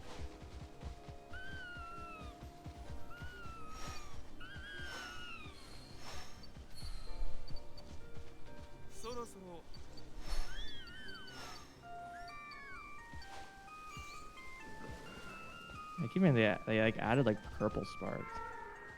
I don't think those used to exist in the original.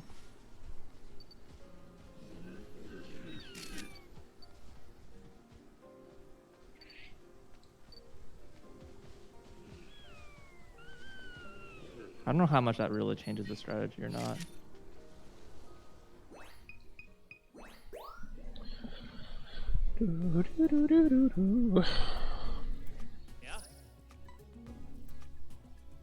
I see a blue shell coming.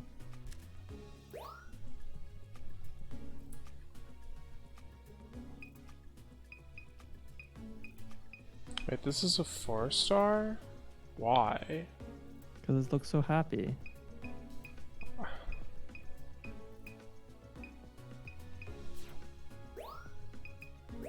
I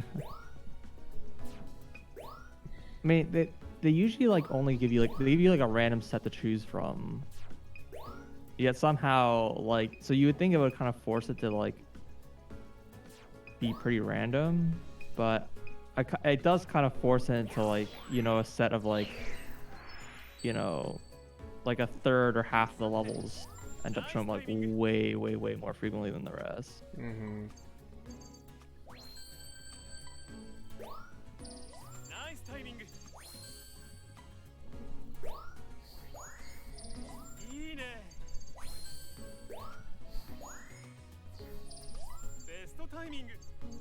Oh my god. Not sure how to take that corner. Sometimes you just take a good picture.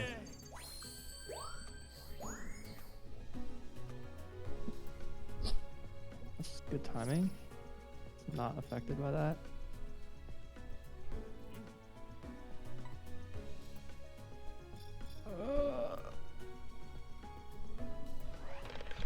That could have been better.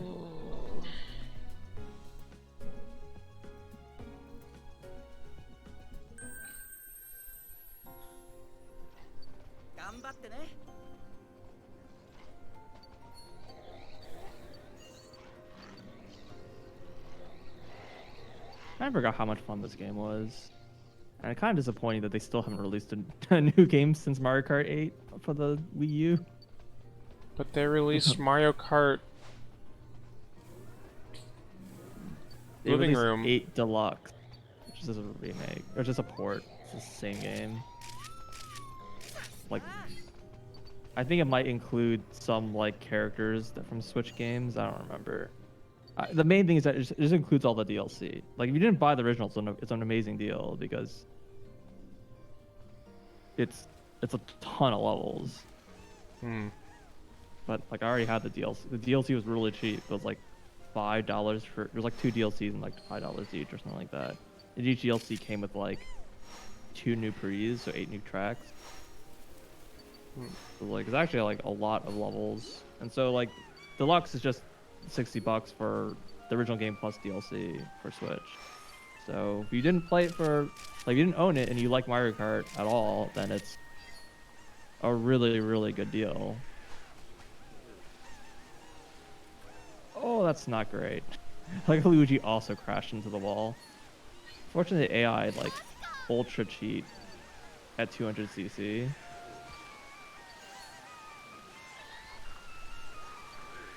Why is that fortunate?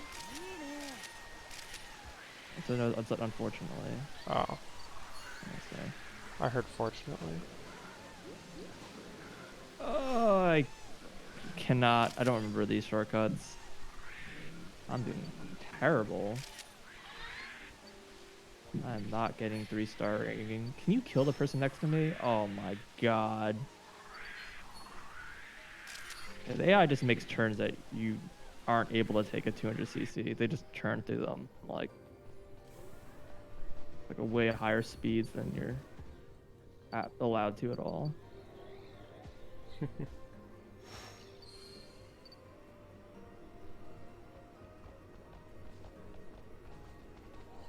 Oh, could have been better. Get out of here.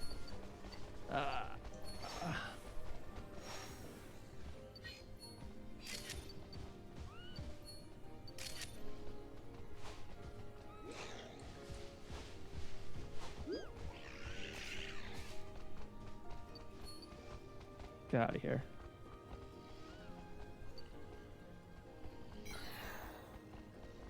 Oh no!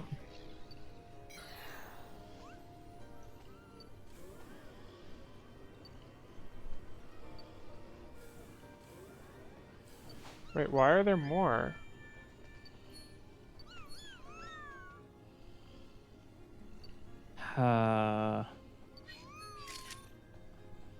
Wish all the stat.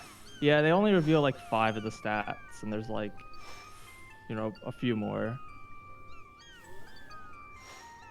And also it's like character stats, I think too, and those aren't shown at all. But I think the character stats are like super minor.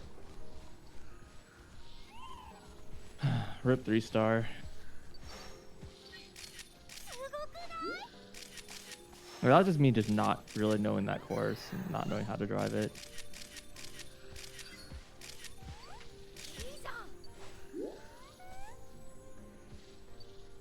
Yeah.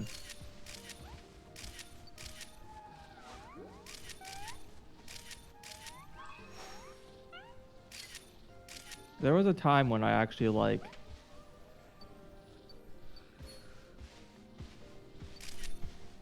practice like time trials and stuff and try to be decent this game. I thought it was pretty. I wouldn't say I was like a top tier player, but I mean I could 3-star and could consistently win most matches online. I never played enough to get my ELO like stabilized, but there definitely are people way better than me. But it's always like I felt so out of practice.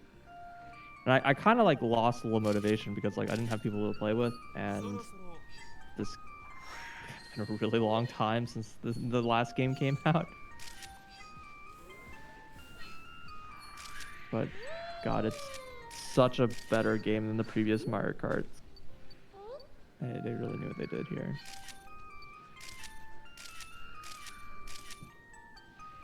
You always build a park here when you're in an experiment. Gotcha. Yeah, I never really got too hardcore like that. Pretty heavy meta now. Oh, that sucks. I actually liked how it... Oh my god. I messed up like the longest like drift in the game. Everyone just driving Funky Kong back like in Wii U? Or just Wii? Whatever. Mario Kart Wii, everyone was just driving Funky I Kong? would assume. Well, probably not Funky. I don't know if Funky's in this game. Yeah, this is like a stage where you very much need to be drifting the whole time, and if you don't, then this you like can't make a single turn. I got out of bounds? I didn't know that was possible. Ugh. Congrats. Start over. Everyone runs the same stuff. Gotcha. I remember when I played before, it was like everyone was playing Link because like the Link DLC came out.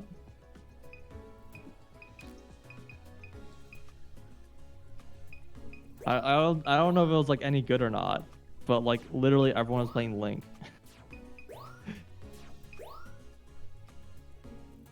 I don't think I ever like played high enough YOLO to like actually get like stuck with like the people who actually cared about what car they were driving.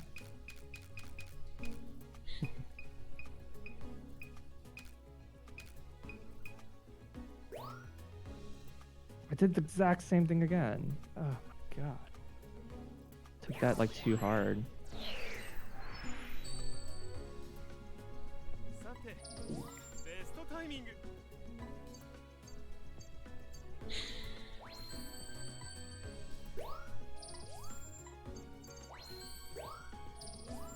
I never know it's better to like use multiple boosts or to like try to go for a longer boost charge. I didn't cut out of bounds that time. Yay. Lame. Oh, I did this. Dang.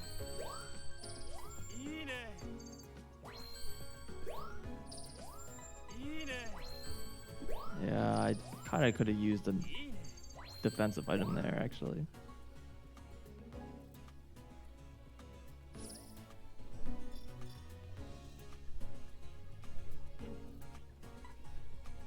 Could really use a defensive item right around now. These are pretty unfortunate.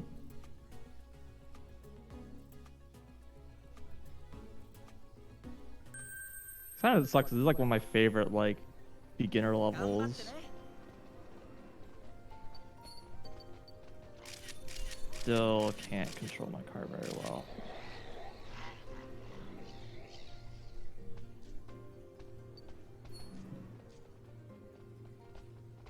God, I've gotten like no items this match.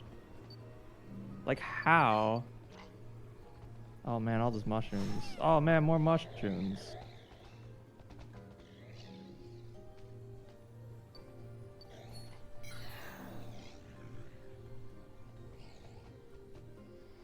You never think about it.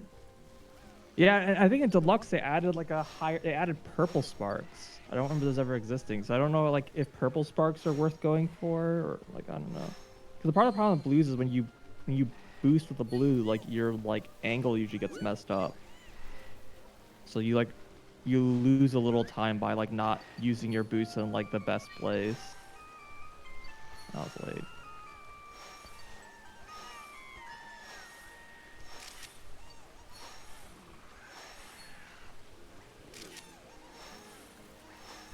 I don't really know this stage at all.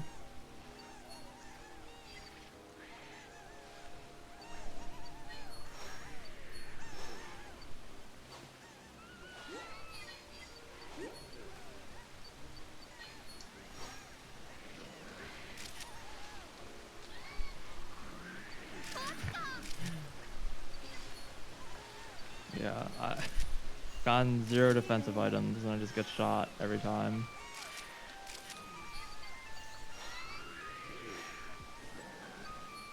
Oh, that was bad.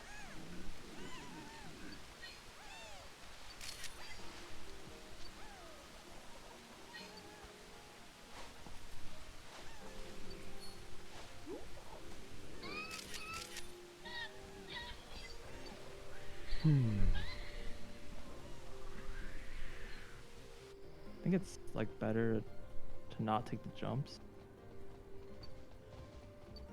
Oh, I don't really remember how to do that.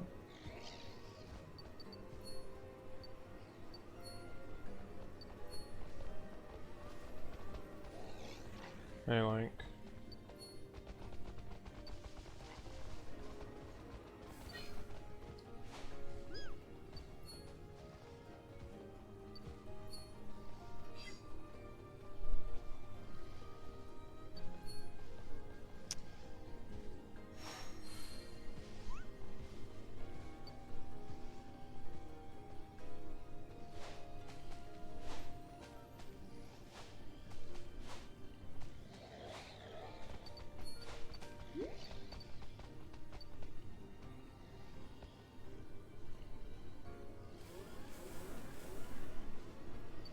Yeah, I think the point where I kind of quit Mario Kart was when like all the new tech were I forgot like the speed keeping tech where you like boost and you like do these hops to keep your speed.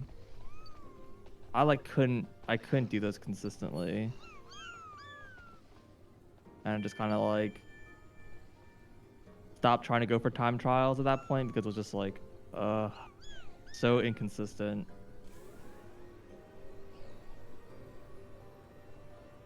Hmm. I can never really completely understood how they work. Flame hopping? I don't know. The name changed a few times when it was, I guess it was new. Wow.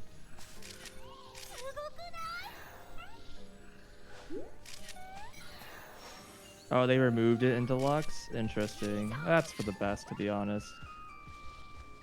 Oh, you don't want to go on top here. You cannot make that turn in 200cc.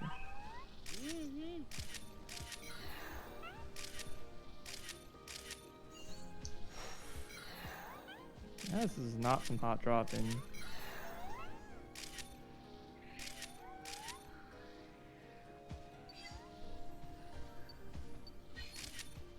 Don't mind me, I'm just crashing the walls. Wow. That's really bad.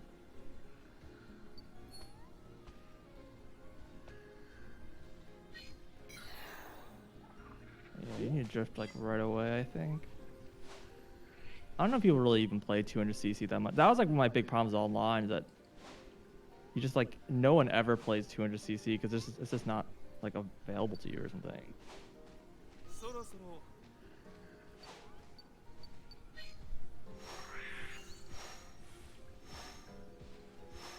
Okay. Do you need to slow down there?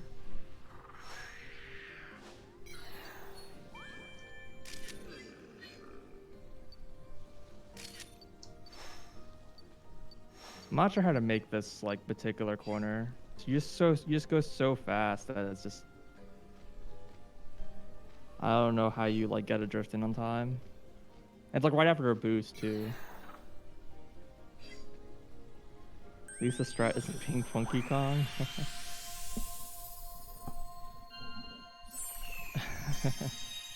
Also, what's up, Monica? Why did it link just the MP? I don't know. Is that just on my end, or? No, it's on my end too. Pretty funny.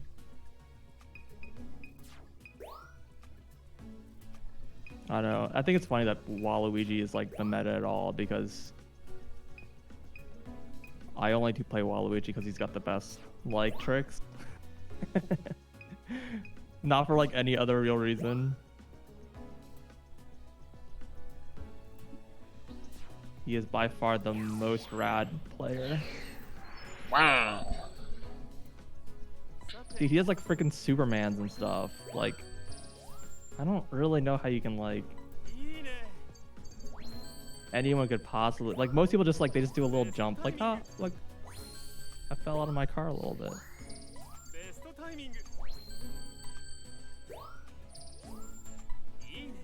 Ow. I think this is one of those levels that I just had to like look at some time trials to figure out like what the heck people were doing to make some of these turns.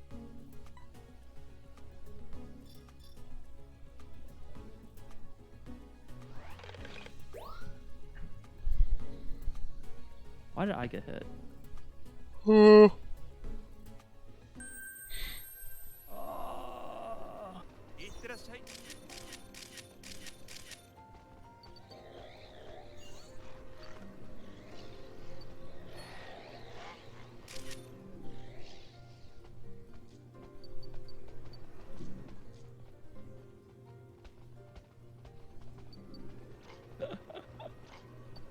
How? Oh, that's stupid.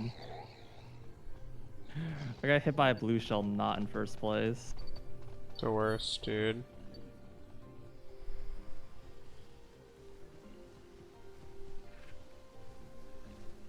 No, that was dodgeable and my fault entirely.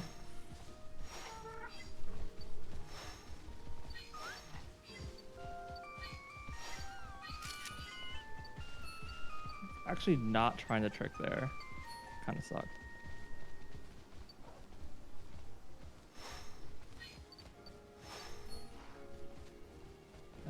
Yeah, that drift is a trap. Maybe it only works on the top.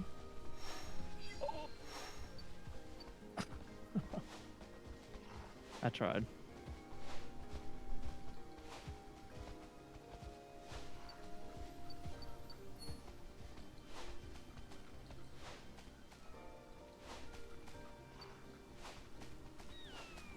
Just his weight class? Yeah.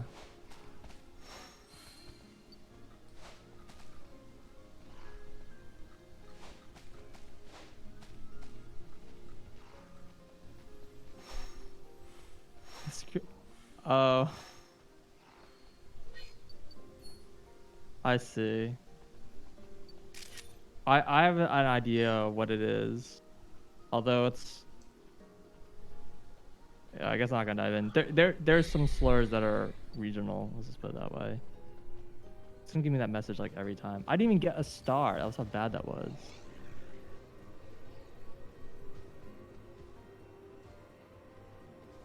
You got banned from Zeldathon for a Waluigi related TikTok. Do I even want to know?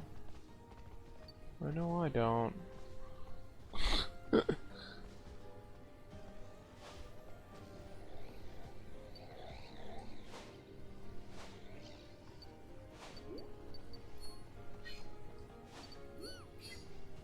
Oh, that was really bad.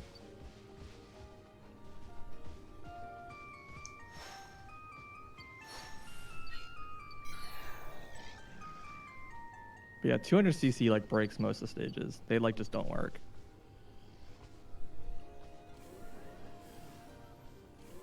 Yeah, I think you're right. I just need to like enter and leave a few times to get all the unlocks. No, I've had deluxe since like came out. I don't know, just decided to play it because I was bored. Just got like a bunch of stuff done and that's not great.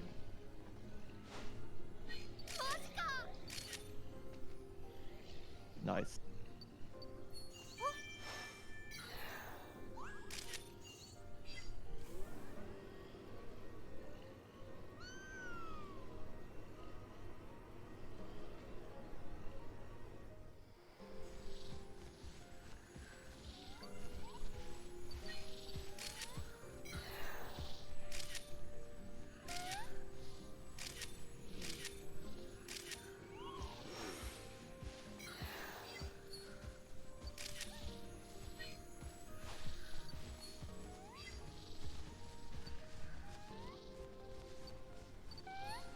Leave me alone.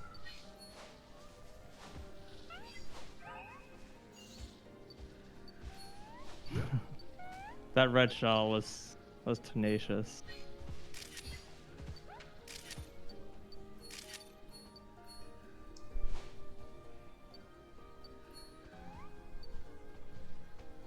Bananas, I feel like 100% of the time they hurt you more than they hurt someone else. Because they went on the road, they went on the path that you just drove on.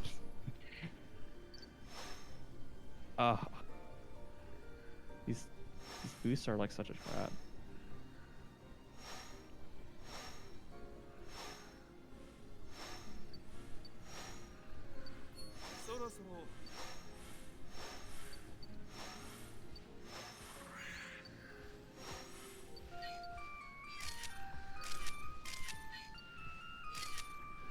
Yeah, I just didn't play the game long enough to unlock everything when it on deluxe.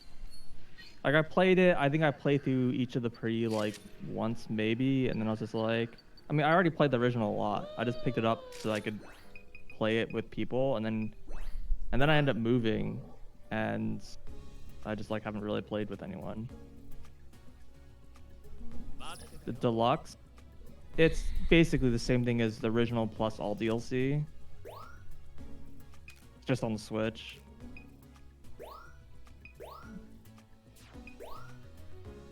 It has some like patches apparently, but it's basically the same game. Oh my god.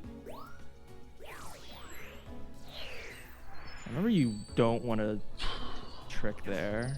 Oh, did I get hit from the back? What a weird boost.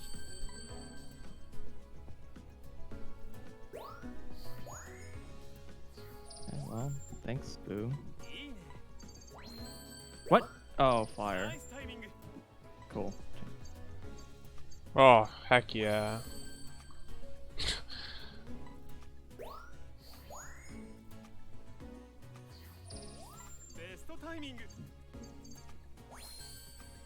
That wasn't the request.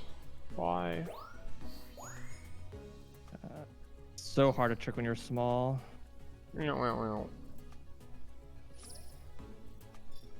That was the sound of you being small. Accurate. Although it sounds more like you got struck by lightning.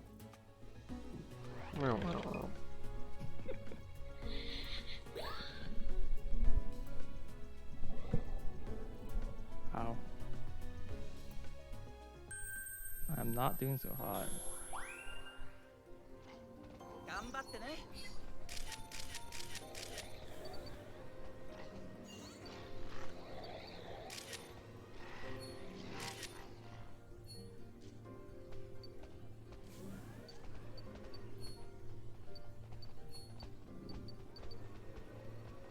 So what do I do here? Just break? Like, I don't even know there. Just stop and churn? I don't know.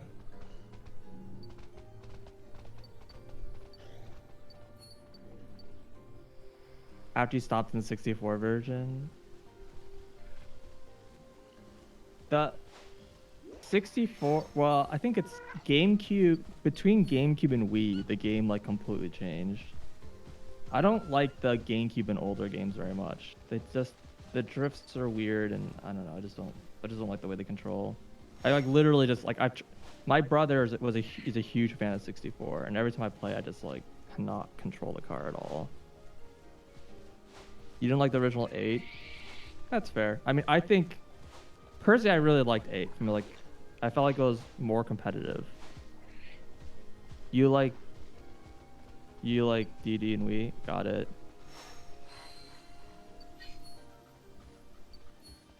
Yeah, I don't know. It's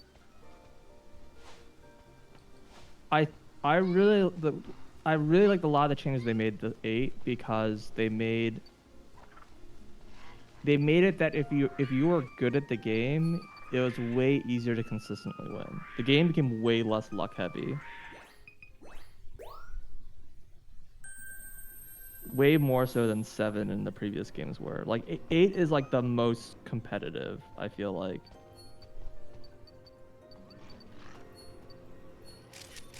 And that like really that's the thing I really like about 8. I missed the wheelies from Wii, but Dude, the wheelies were great. yeah, those were awesome.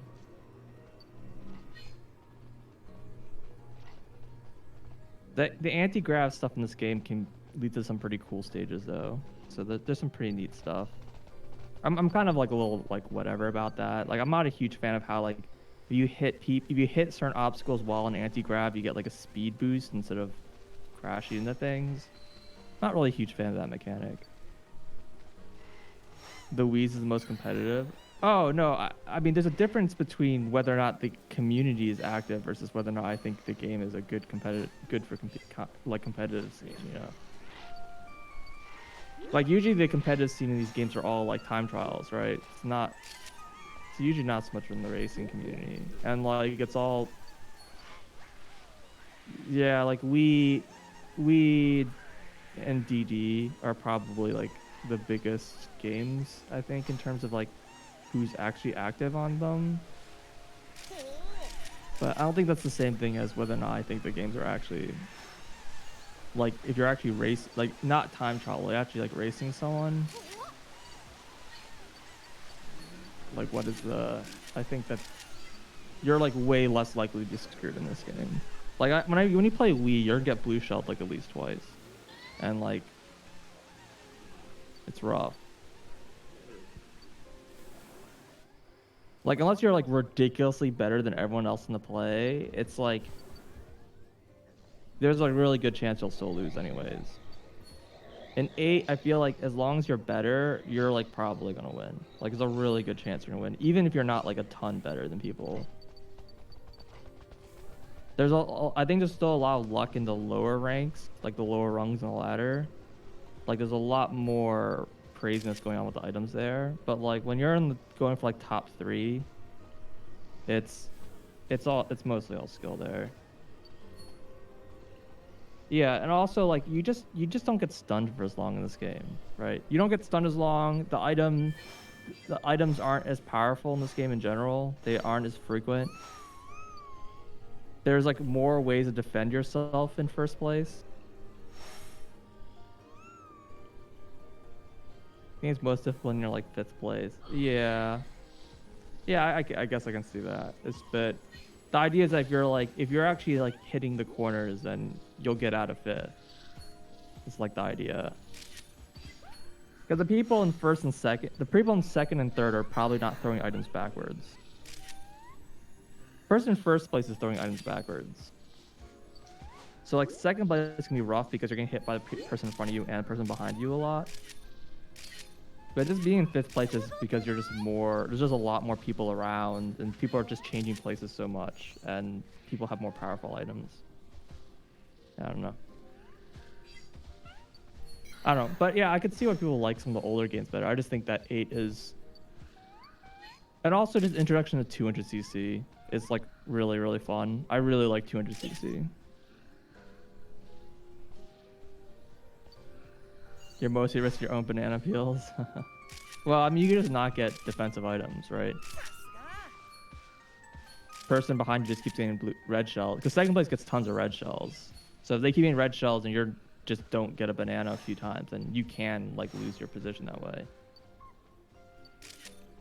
It's just that typically, if you're like good, that's not gonna happen that much. And there's also like places where you can like, wow, I got literally nothing. You can dodge like red shells without using defensive items.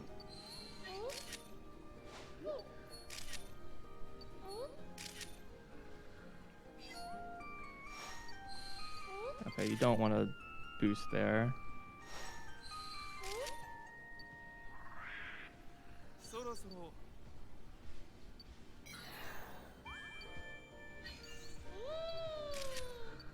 That wasn't great.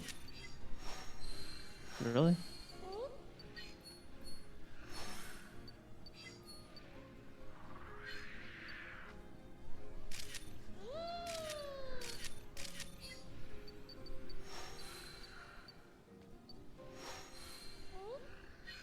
Also not great. I did it again. Don't boost there.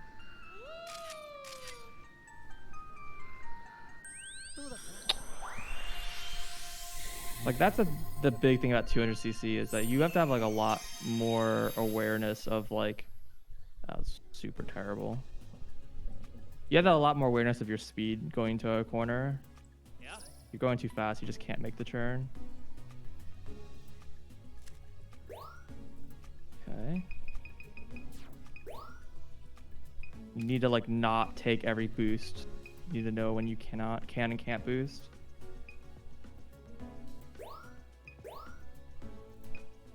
Oh, it wasn't great, but we got it there.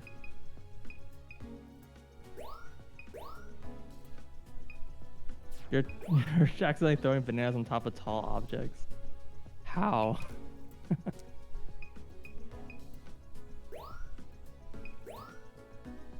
I like so rarely throw bananas forward.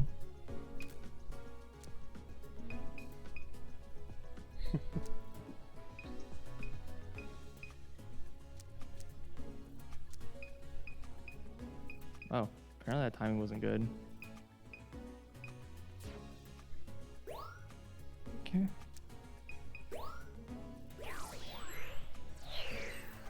Being a freaking mushroom in 200cc is like always terrifying. It's like, where can I even use this and not like instantly die?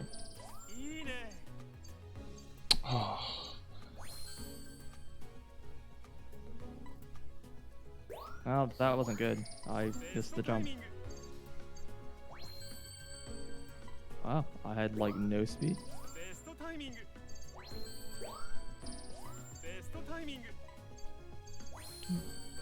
That's not good.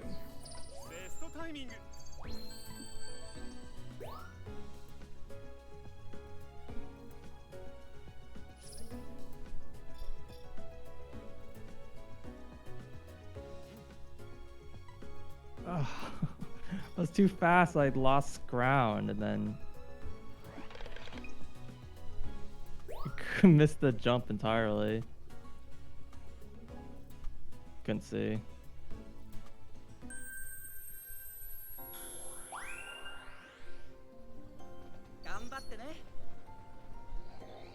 Well, this is definitely not an example of how to play the game correctly. It's an example of how to play the game incorrectly.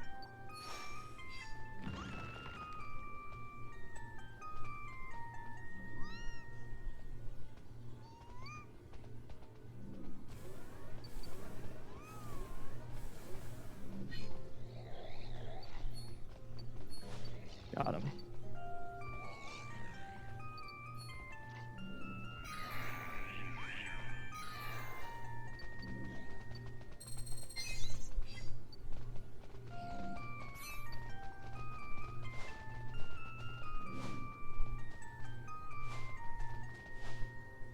Getting gold mushroom every time.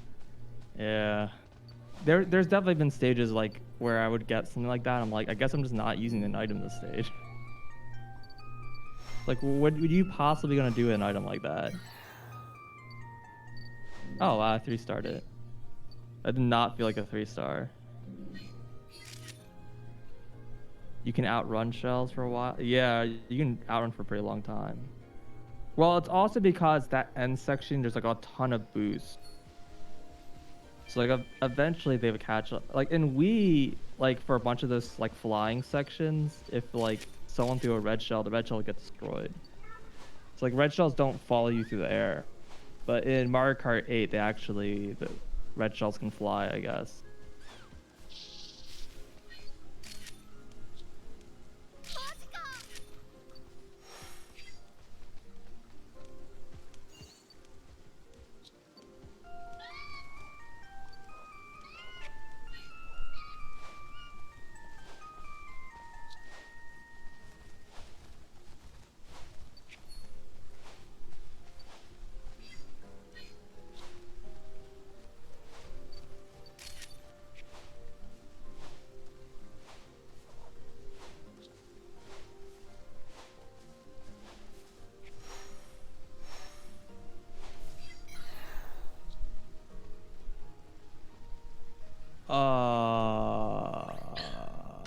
You're back. Okay.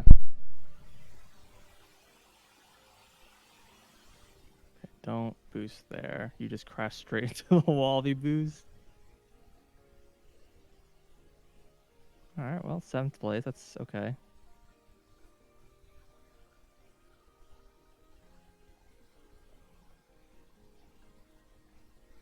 Nice. Hit all the boosts.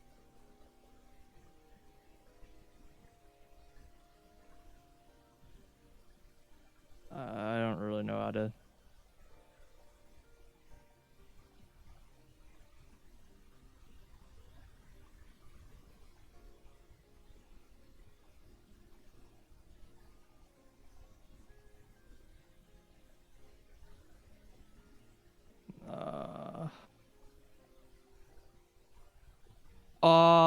Excuse me? Oh, no way.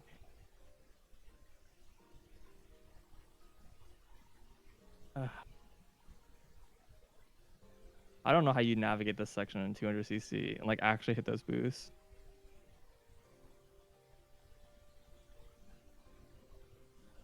Oh, I've got troubleshoot. Okay, well, now they're gone.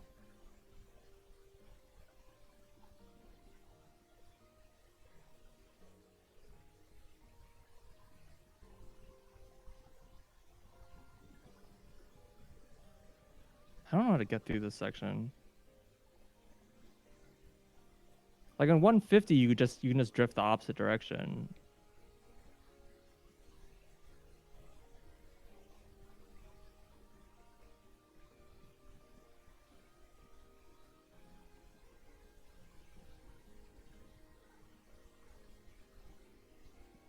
But I don't know how to get through that. 200cc, like you have like no control.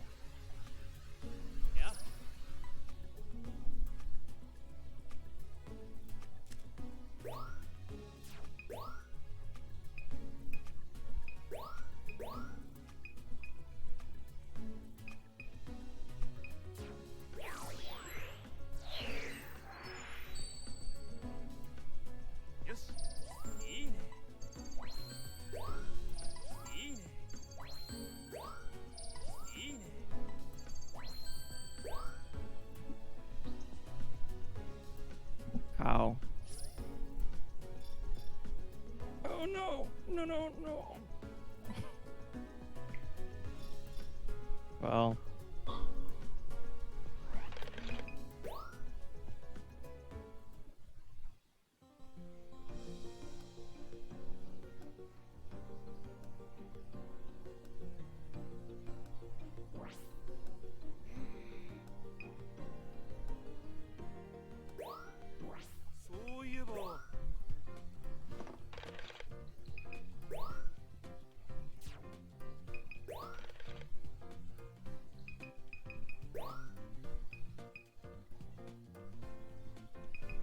God, that's such a hard turn.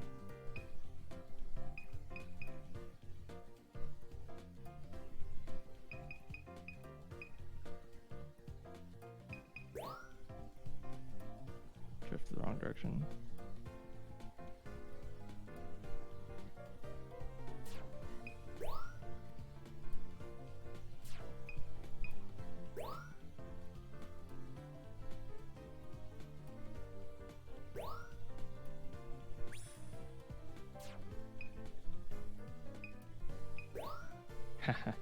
Dodging. God, how? How do you take this shortcut?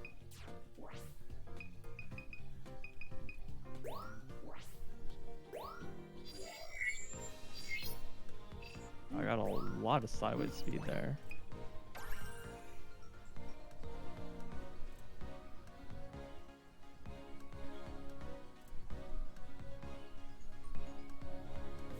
Yeah, some of those turns are really tough at 200. You have to like dodge some of the boosts so you don't go too fast. I don't know how to take that shortcut. That's like so tight.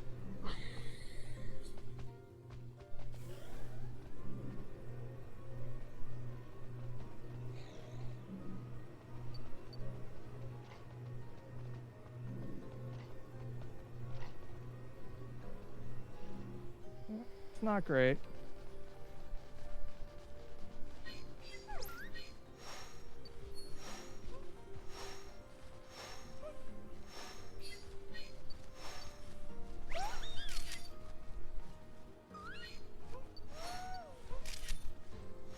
It's not great. It's way sharper than I was expecting.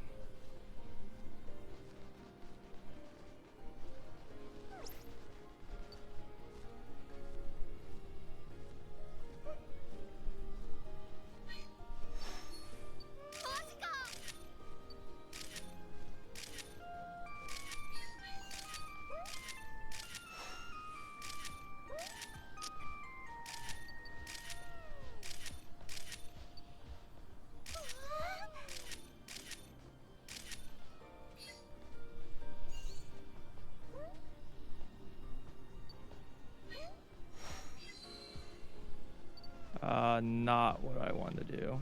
Oh, it's also not what I wanted to do.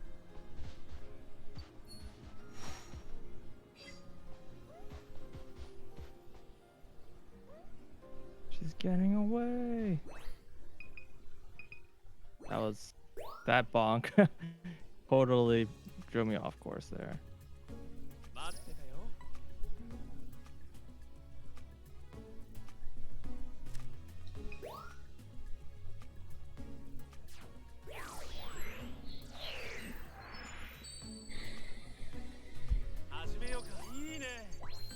I actually don't know what hit me there.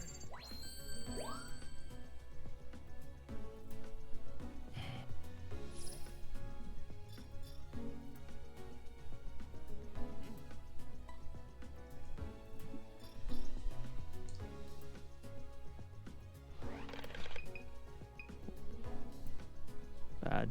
That was a banana. I didn't even see it.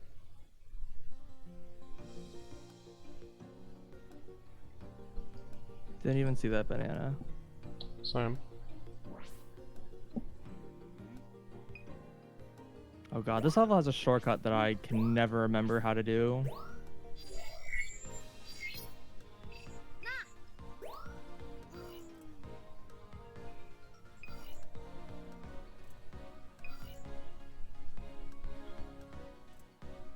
Fuck you, AI, for cheating. Got bonked.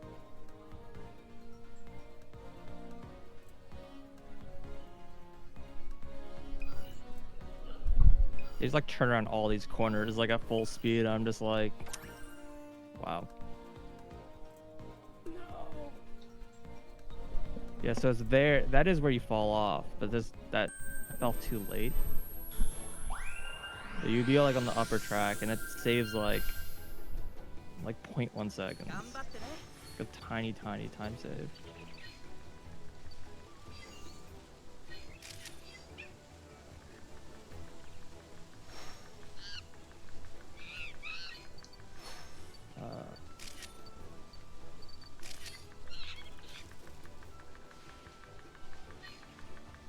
Didn't want to do that.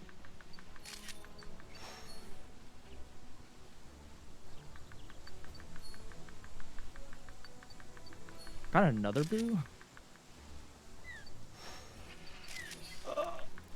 That's not how it works.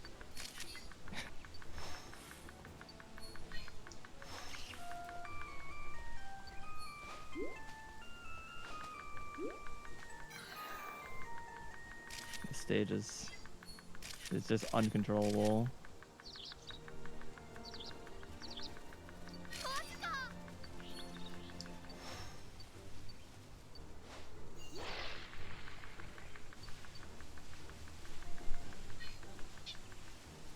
Oh, this is definitely a mess.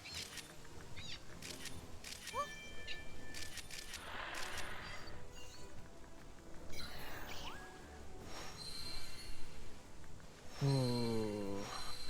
This time. And that time.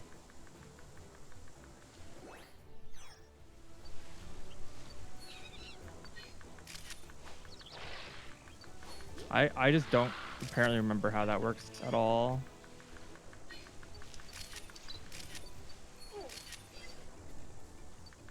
That shortcut.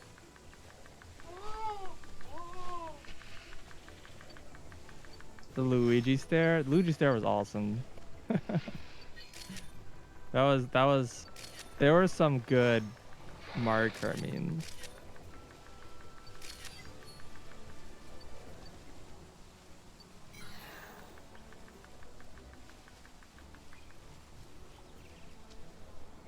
I didn't even get first. That last race was so bad.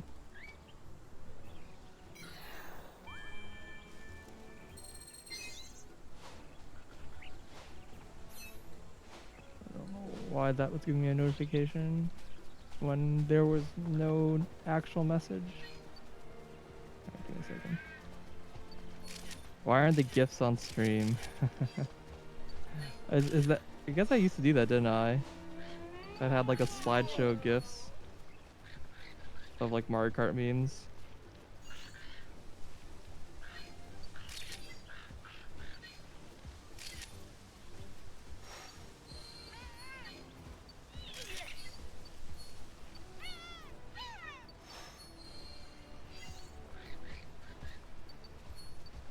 I'm pretty sure I still have those somewhere on this computer.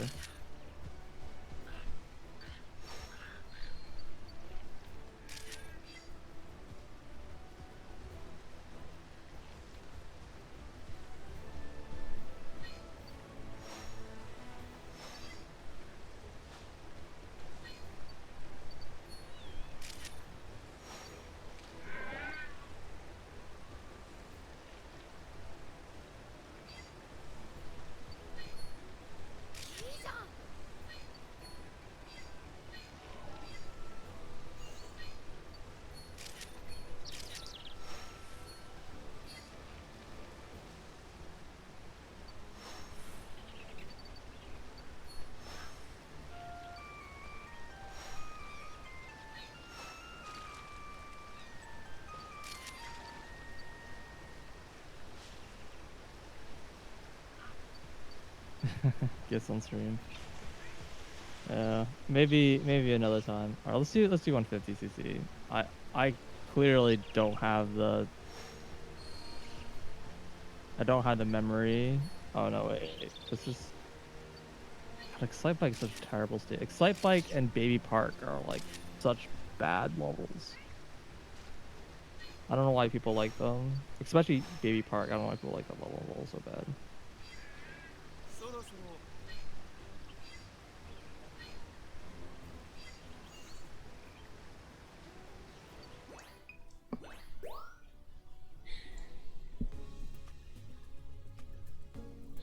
It's Baby fun Park for is memes. a stage I that don't know. babies like.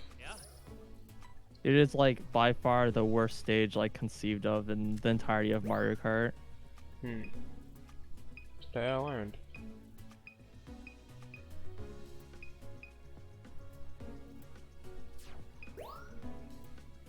Oh, that was too slow. It's so slow.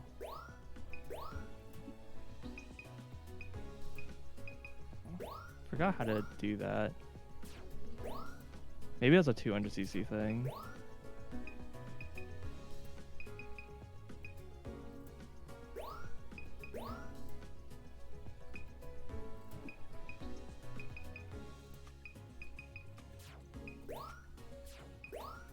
No, my thing. The horn. That's like my item.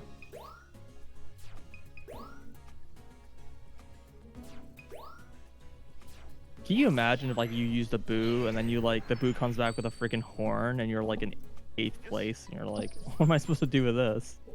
I don't know what that item does. It's like it does like an AoE like stun just around you, Hmm. but like the thing that's so really good about it is that it destroys like all like items like around you as well, including blue shells. So it's like the only way in first place you can protect yourself against a blue shell. You can't dodge it like you can in Mario Kart Wii.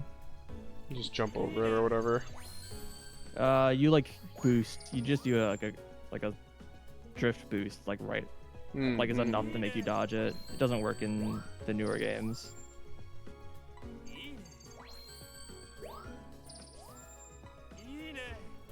I don't think you can even a mushroom to dodge them.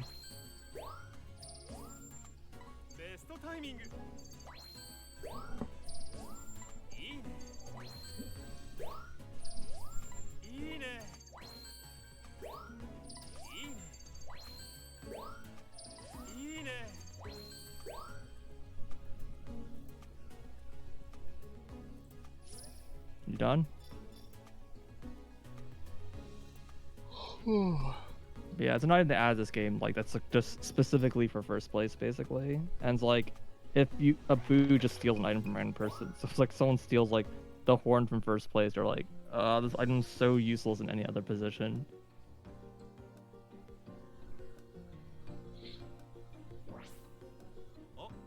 Neo Bowser City. Actually, I like Neo Bowser City. It's fun. It's terrible on 200cc because you cannot drive on it. But at 150, it's actually pretty fun.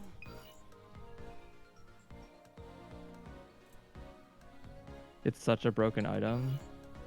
Yeah, I guess. Like, I don't know. I don't think the blue shell's like that powerful in the first place.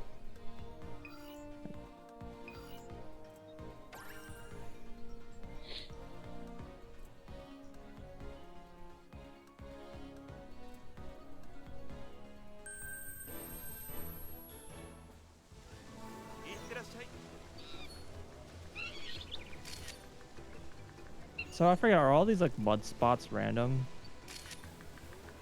I don't think so.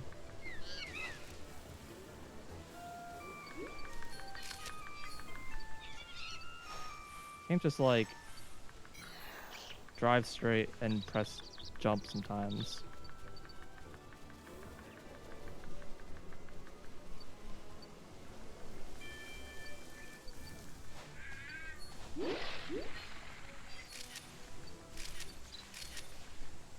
Those were mine. Good job, babe. Oh, you like dropping bananas? You're just gonna drive into them yourself.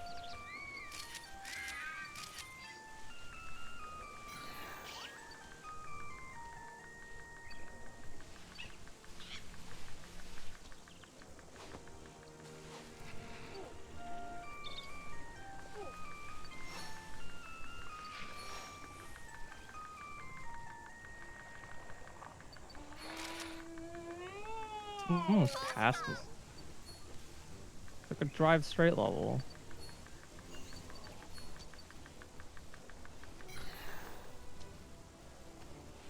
Oh, I'm getting hit by this.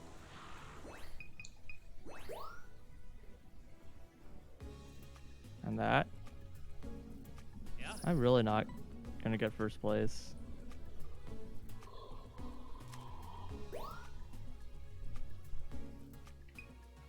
That was not the item I wanted in second place, actually.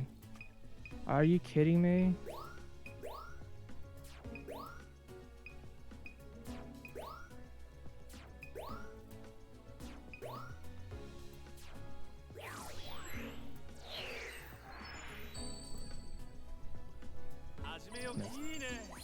That's so stupid. This level's so bad. Like, I don't even know what you do. It's like Baby Park, but boring. It's still luck based, but it's just boring and slow and long.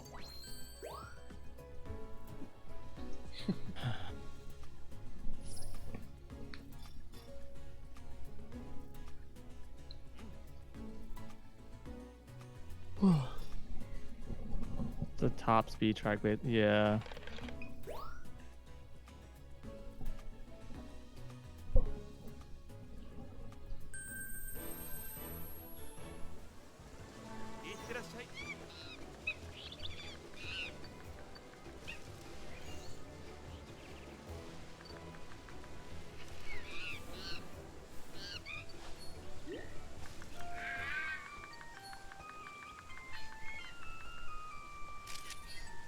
Do bonds protect you in this? They definitely don't in Wii. In Wii, they just explode. Not like a good protect defensive item.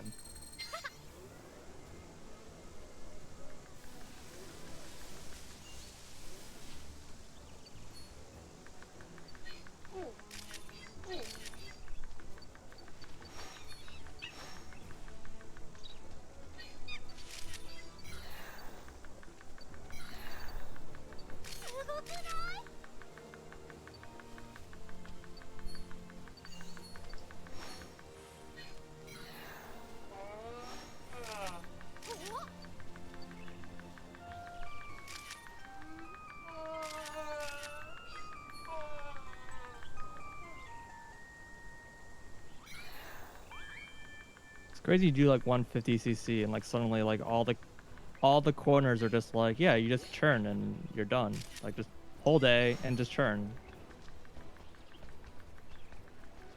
And you just don't crash into walls and you don't fall off the edge. It's real easy. Ow.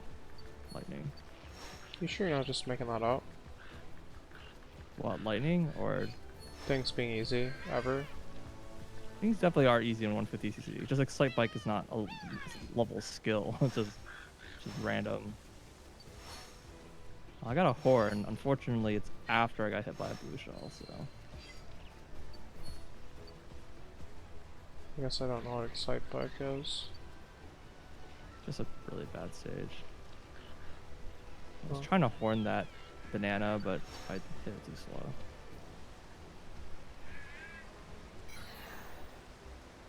It's basically like Baby Park, but bigger.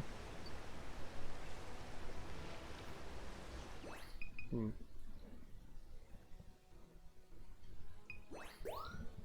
Where's the stage that's just like a pure circle? Like not like an oval with straight paths, but actually just a constant turn. Yeah, it's called NASCAR. Is that actually a circle? No, it's an oval. Yeah.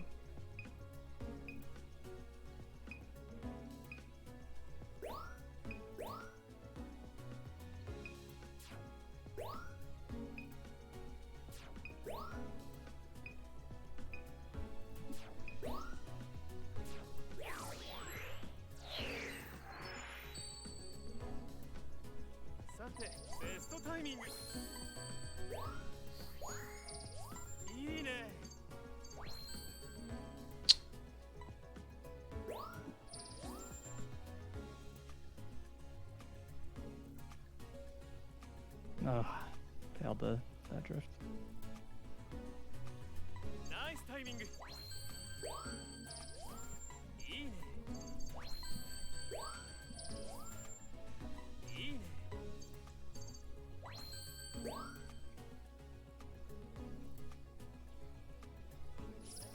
Nothing can protect you against the lightning. Nothing protects you against two lightnings. You know what they say, lightning never strikes in the same place twice.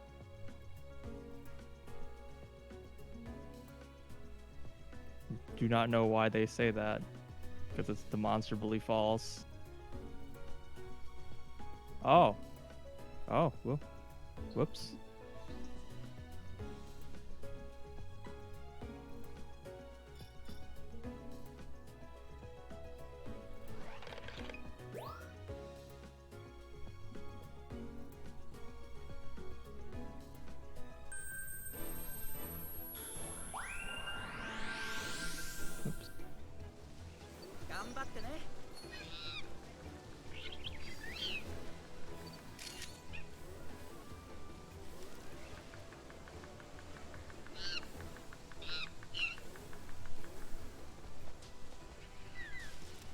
Oh, I fell off here twice. I thought this was Mario Kart, not like Excite Bike and F-Zero and...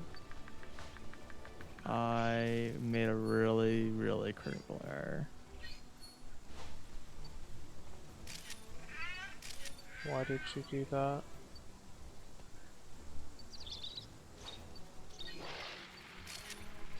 Well, I missed a turn and dropped from first to fourth. No. Hmm. My fault entirely. Just not good.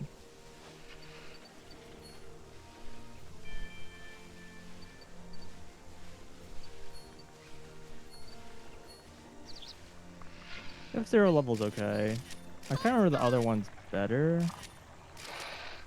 I don't know. That one's like, it's mostly just like you're just hitting a lot of boost pads, just going fast the whole time. But the turns aren't like especially interesting or hard.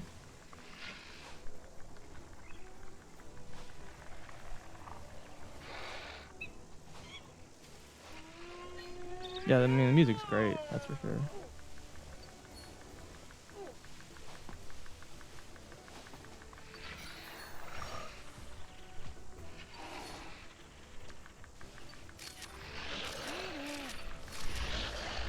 Alright, follow the Venusaur. No, I can't go down that route.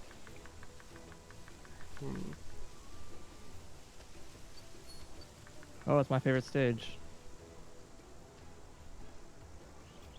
Excite bag? Oh, I already did that one. Doesn't. Baby Park.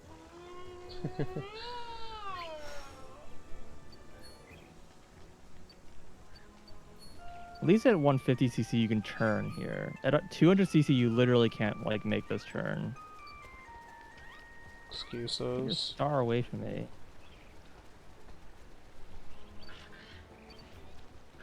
See, your mistake is that you're trying to make the turns.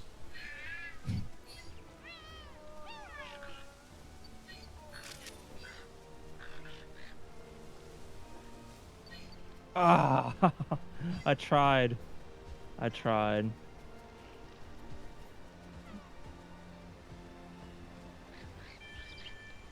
Wow.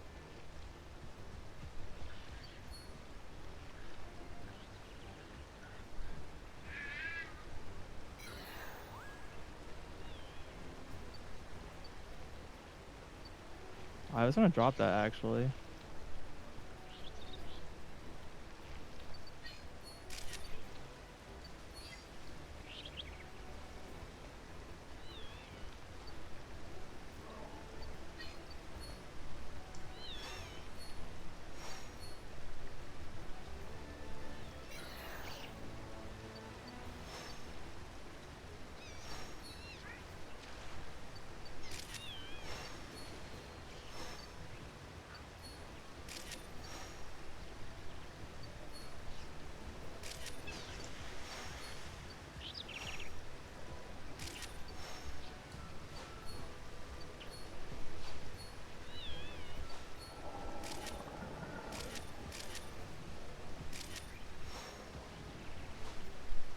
Nice one.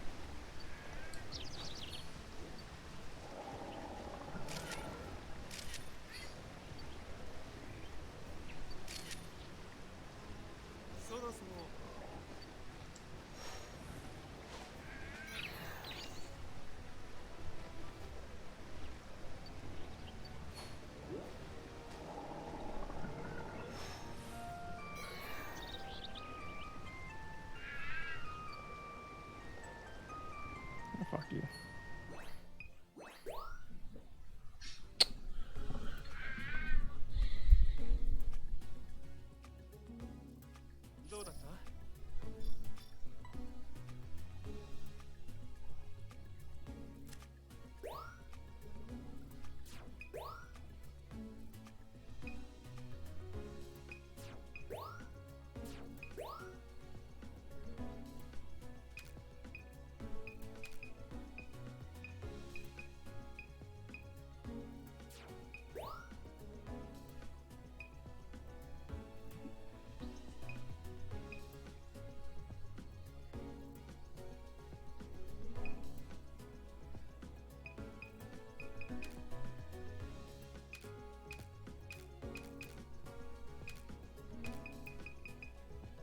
That was bad.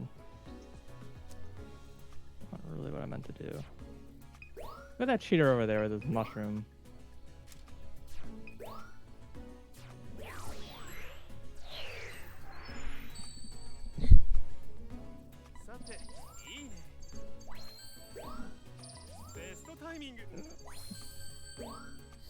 Way too early.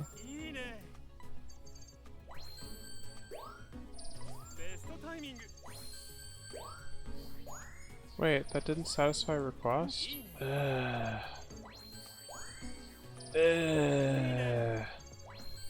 Why, dude?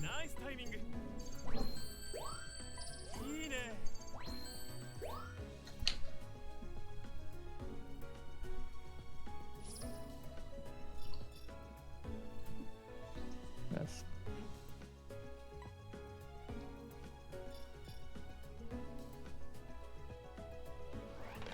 Wow. That was really, really bad. I feel like I missed like one turn and then all died.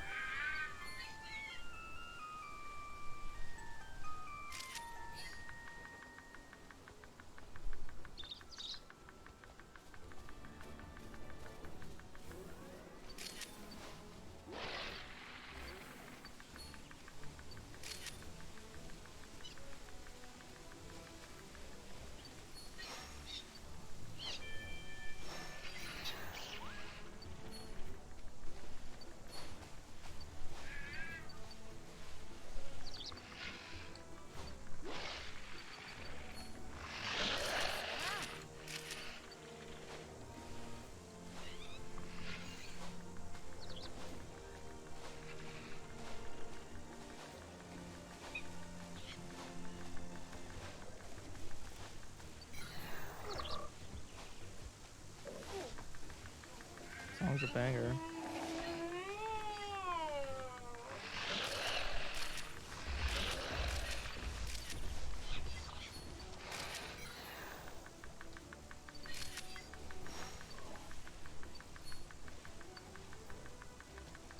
Oh, I didn't mean the trick there.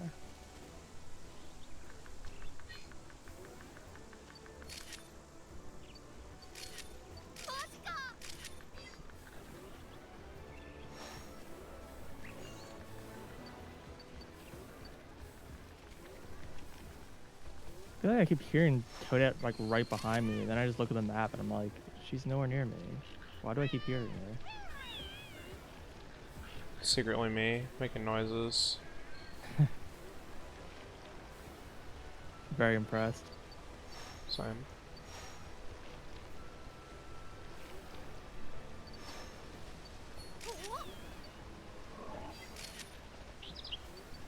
Wait, that. Oh, I got hit by a red shell. So the blue shell didn't hit me. Cute.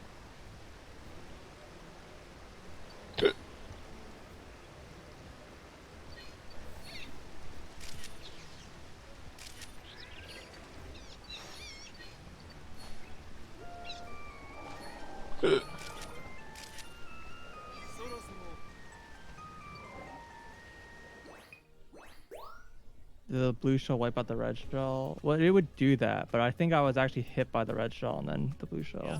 But the blue shell like didn't hit me because I was already stunned by the red shell. Basically like hit me at the same time. But I'm pretty sure the blue shell would destroy the red shell. Did I mess with that timing or something? Oh, this is the Animal Crossing level. I don't think I ever figured out this level. Ow. Well, back to square zero.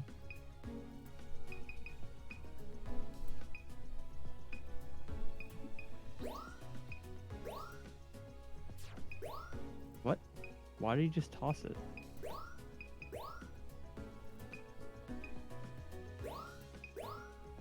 That's one.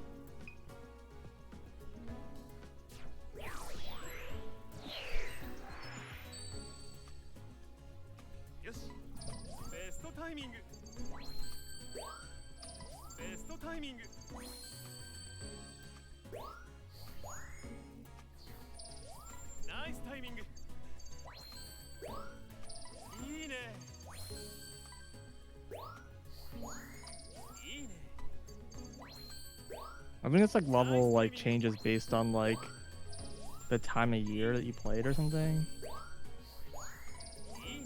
Like I think this level has that like force. I don't know if it mechanically changes the level or just like aesthetic. Or, like I think it changes to like the 4 seasons or something.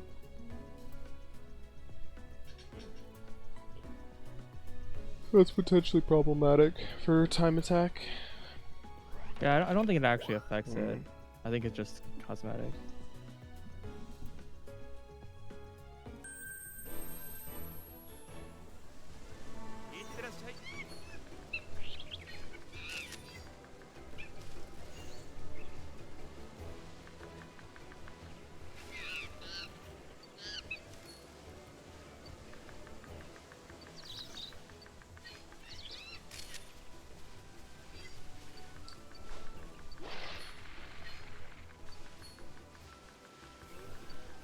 I don't really like this Animal Crossing song. That's not what I meant to do. Oh no! I was so sad that I completely messed up my drift and then lost first place that I kind of just decided to also lose second place. Tied. That's really sad.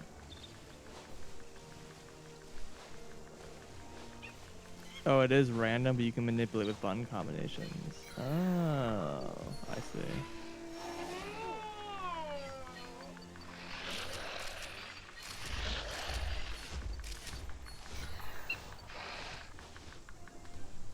Yeah, that was terrible.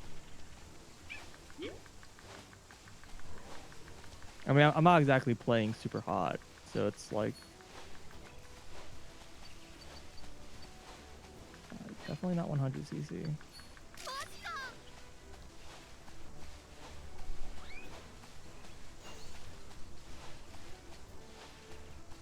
Wish it wouldn't like keep changing my bike loadout every time I unlock a new thing. Like, please just show me the item, but keep my original thing.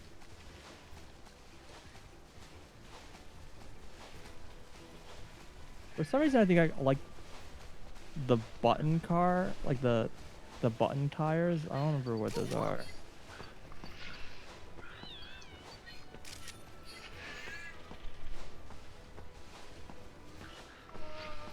Oh, that's bad.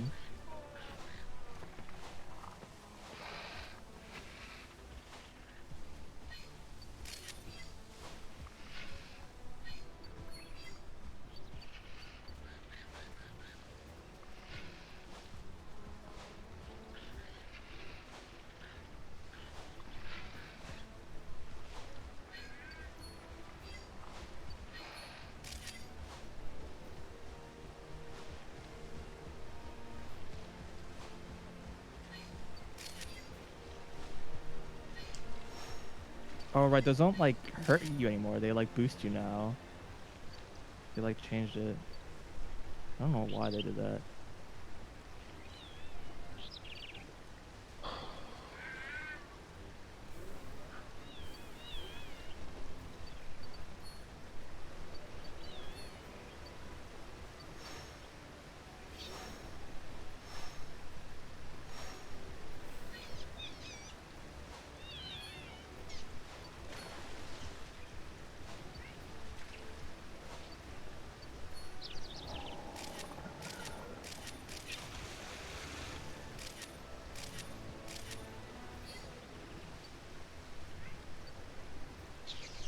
And I think they removed some of the boosts here.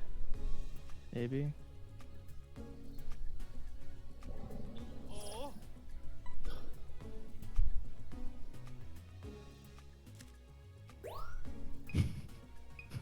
Stupid song.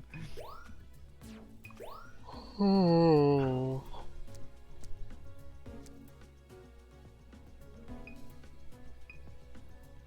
So I was not prepared for that.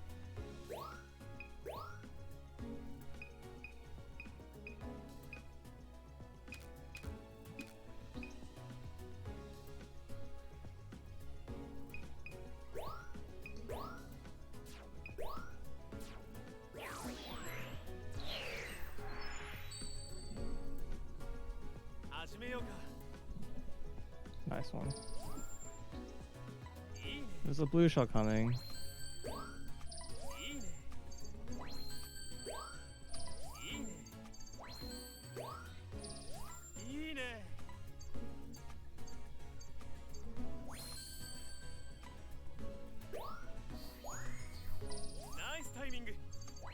Yeah, I have no idea what's like actually best. I just kind of chose things that I was comfortable with.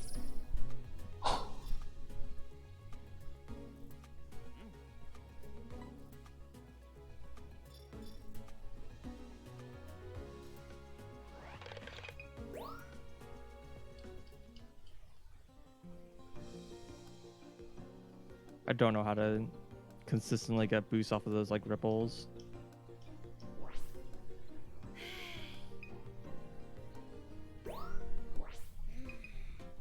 Impossible.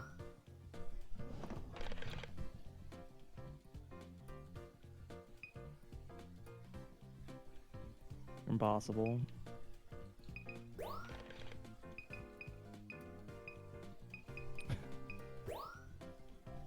Well, guess I'm just taking a hit there. Oh, I wasn't fast enough for a drift there.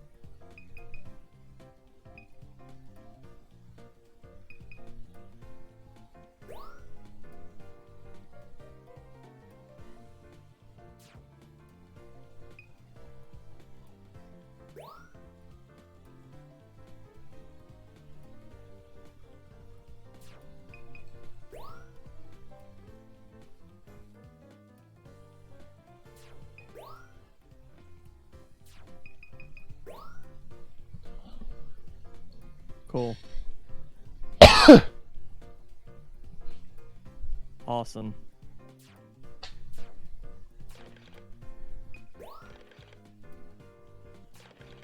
Not the best item for the stage. There's no like walls that ricochet off of.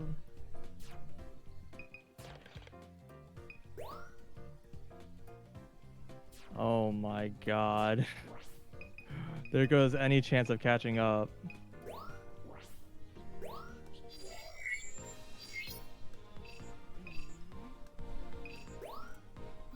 What?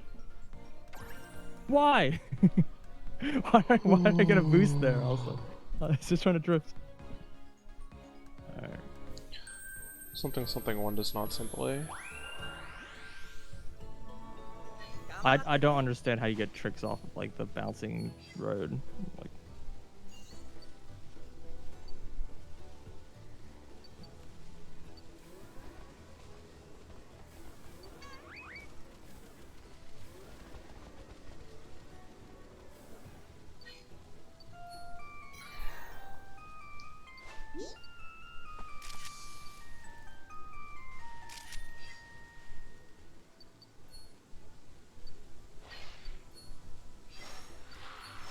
I don't think I ever learned this stage.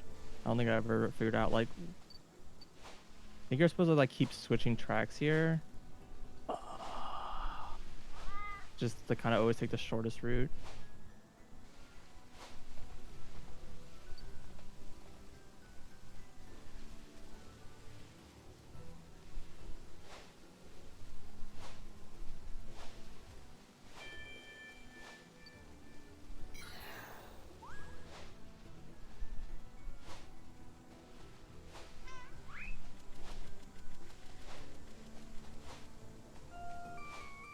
He just took both of those.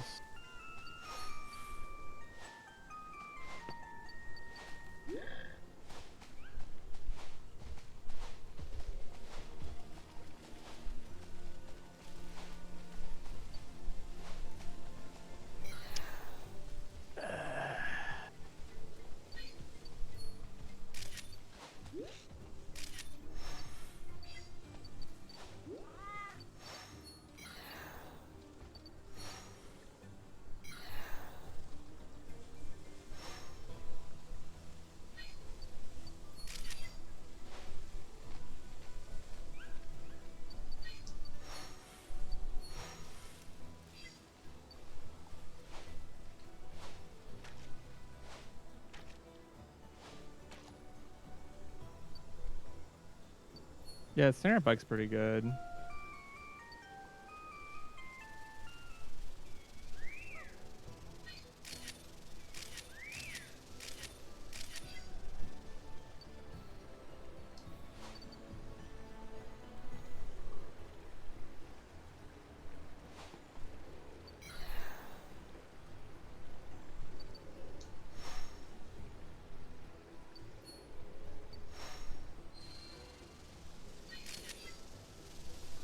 That's definitely a good way to lose the red shell. Red shell does not know how to switch tracks.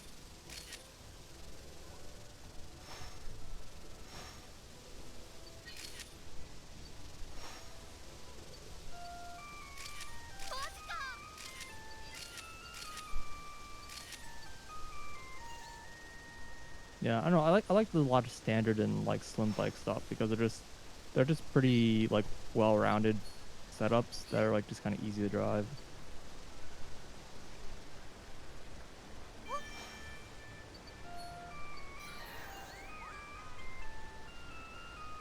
I didn't get any of that.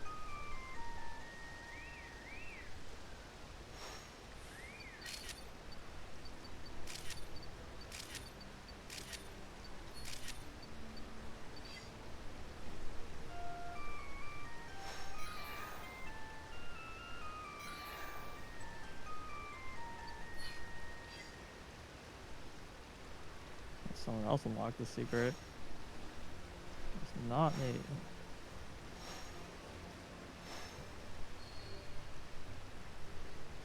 I like how the what's it called?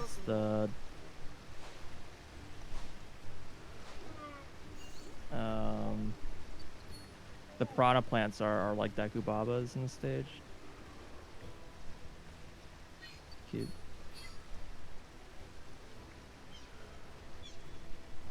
What game are we playing again? You can hit all the switches unlocks like a secret down the center with like a boost pad.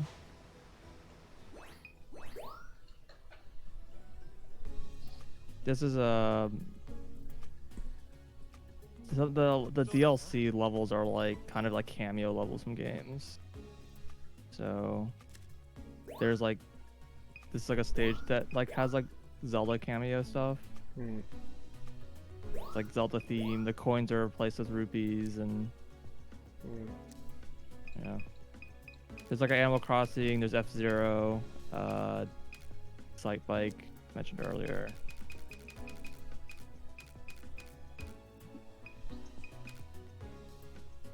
I like can't seem to get that.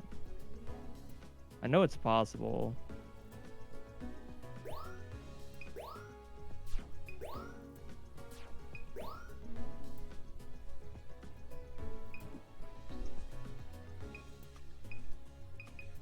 That was my banana. I did.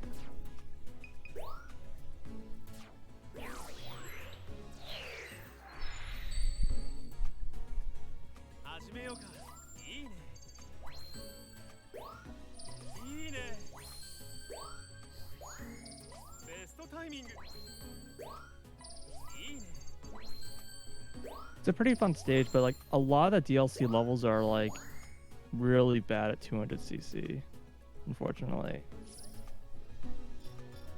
It's like the old stage are kind of like can be okay at 200cc, but the DLC levels are like kind of like extra fine-tuned at 150cc. So like when you're playing 200, it's just like every turn is impossible.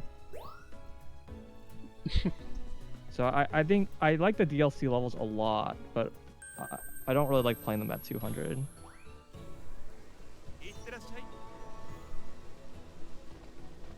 Or most of them. There's a few of them are bad, as I mentioned earlier, but generally.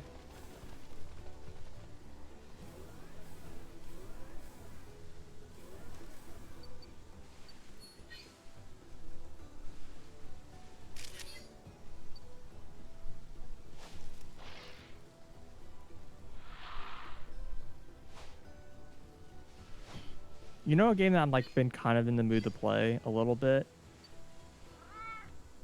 I just don't know if this is... I've talked about this before. I know they've talked about it on stream. Kind of always want to play Subnautica. It just feels a little grindy at points. Like I kind of be like mentally prepared to like, you will lose a lot of progress, and you need to be ready for that.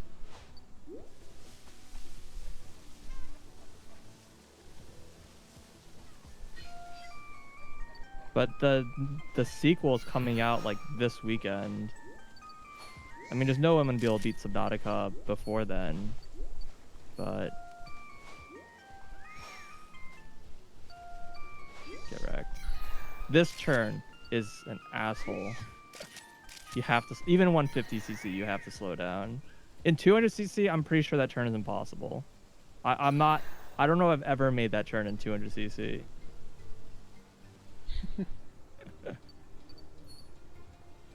I mean, I'm half joking. I'm sure you can do it. You just have to go really, really slow. It's just like, this is it's a rain level, so like the roads are slick, and they have like a fairly sharp turn with no railing. So like you just go right off the edge.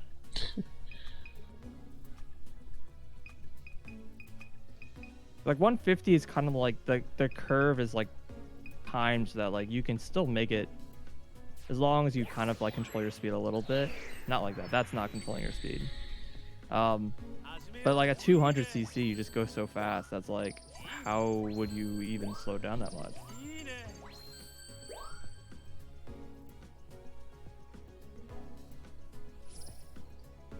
I'm not sure it's possible.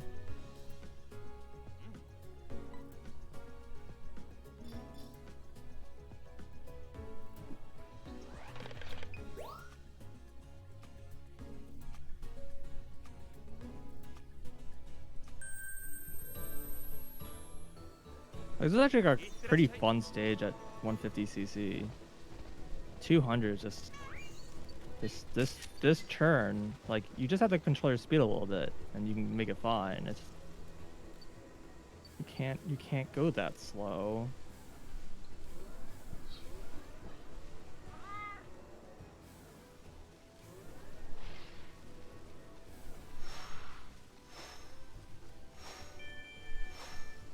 Wild Woods is a good 200.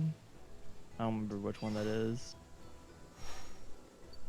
Like, there's a lot of really good 200cc ones. Like was it the Mario Circuit or whatever? Like, some of the first ones are like really good. Like, this is one of the stages like isn't so good because like I remember there's a part where you take a boost jump that like you can't dodge it. You take a boost jump and then it's immediately into a turn that's just too sharp for 200cc. Like, it's not possible to make it. You can hold the brake button the whole time, and you'll still hit the wall.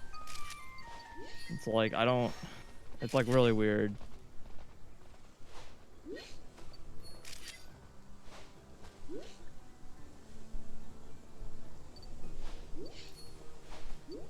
You never played 200cc? It's fun. It's definitely changed a pace. Like, 200cc kind of requires you to have like more knowledge about the levels. Like, you kind of have to know where like all the turns are in advance, so you can know like where can you do a drift, where can't you do a drift, and all that kind of stuff. Like, you can't just like watch it. You kind of have to practice.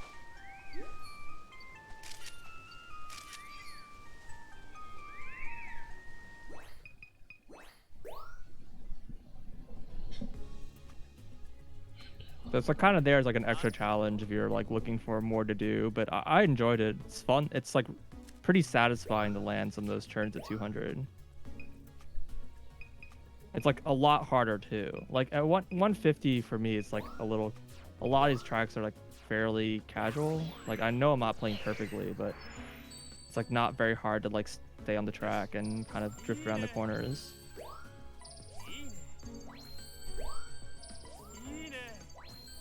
But when you play 200, it's like pretty intense. I have to really focus.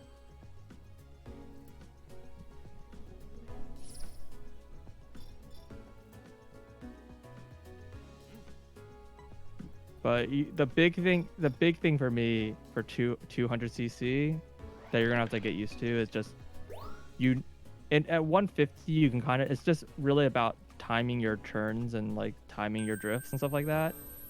At 200cc you have to really pay attention to your speed, which is like a big thing in like literally any racing game that's not Mario Kart. So you have to really make sure that you're not going too fast. Like, you have to know exactly how fast you're like allowed to go around every corner and like kind of push it to that limit.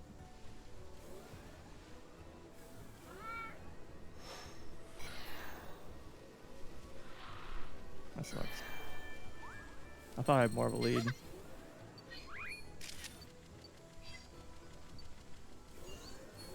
Don't get banana, thank you. So like one trick I found that you can something that helped me a lot is, first of all, you can break while drifting. I mean, that's probably kind of obvious, but like you will like, it's really important for control. Like if you might need to slow down in the middle of a drift. Another one that helped me is you can brake while accelerating. So a lot of times I just hold A button and then press B at the same time. I don't know. I think the brake just kind of takes precedence, but it's just, I don't know. It just saved me and the inputs personally.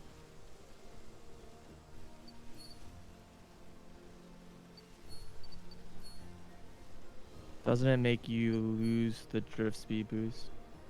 No. Yeah, you keep like the drift. And so like I didn't do that at all at 150cc, and then like once I like learned that at 200cc, the guy, yeah, get wrecked, Morton. Oh, I got boosted. I didn't want to get boosted there. Yeah, once I start learning that at 200cc, I start doing that like all over the place in 150. But there's also like other important things, like you, even with that, a lot of times you'll have to make sure when you start a drift you aren't going too fast. Oh boy, this is not a good start. So like you have to make sure you like slow down like right before you drift or whatever.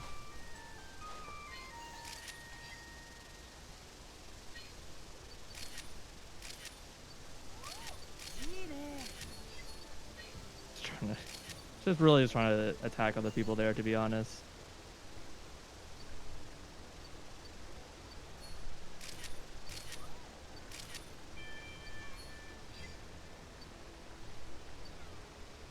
Nice one. Oh, very good.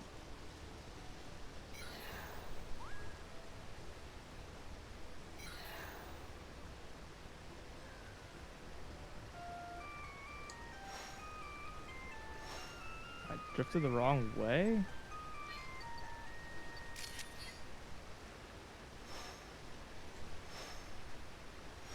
I hate when that happens.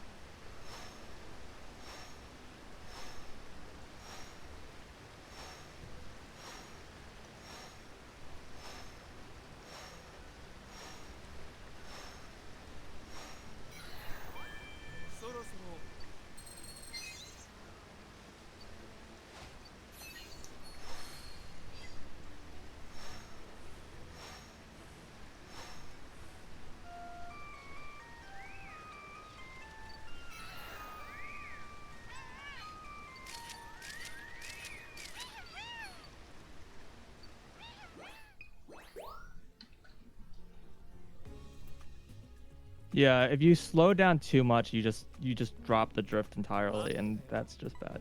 Yeah, you have to make sure you don't slow down too much. Yeah, so like I'll like start a drift, and I'll just, if I'm like kind of control my speed a little bit, I'll just like tap the B button a little bit just to kind of slow me down a little bit until like I know my speed is good, and then I can just kind of go.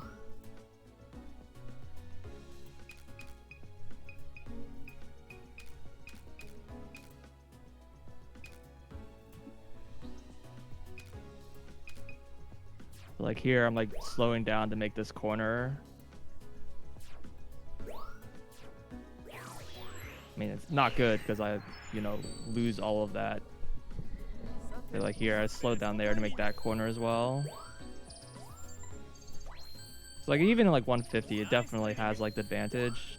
Like you can still definitely take advantage of those techs. It's just way more like at 200cc, you like are like forced to learn it because you like just can't complete any course otherwise.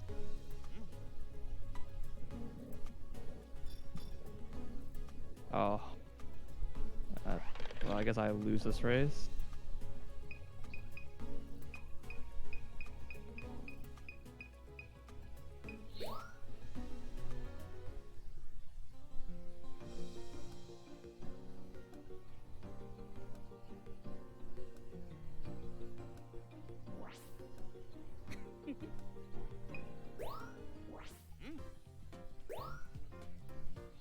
You activate boost power. Why would you do such a thing?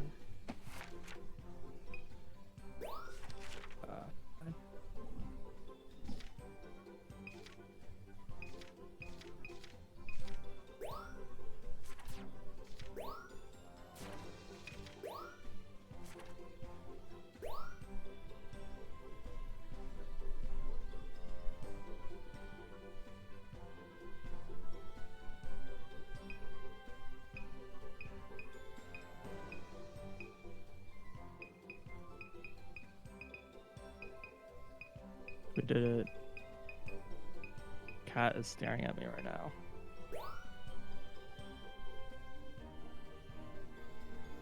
She's doing like the... So when are you gonna feed me luck? Even though she definitely has food right now.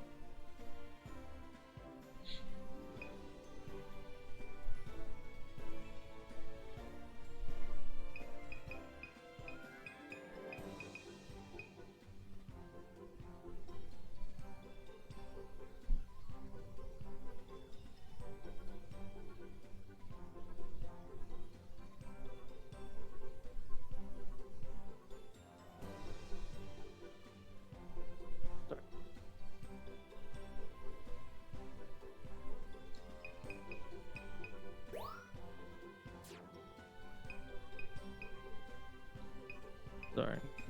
Give her some attention.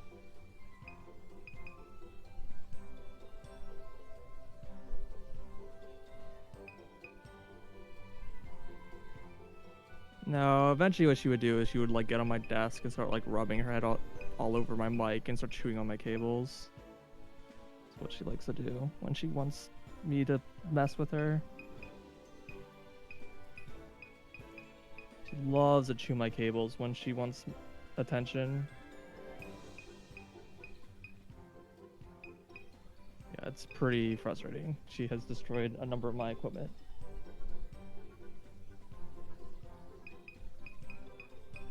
She pretty sure she broke my eye tracker, which is part of the reason why I don't use it anymore. Oof. Yeah, pretty expensive. I might be able to repair it because it's just USB, so maybe I can just splice on a new USB cable, but yeah.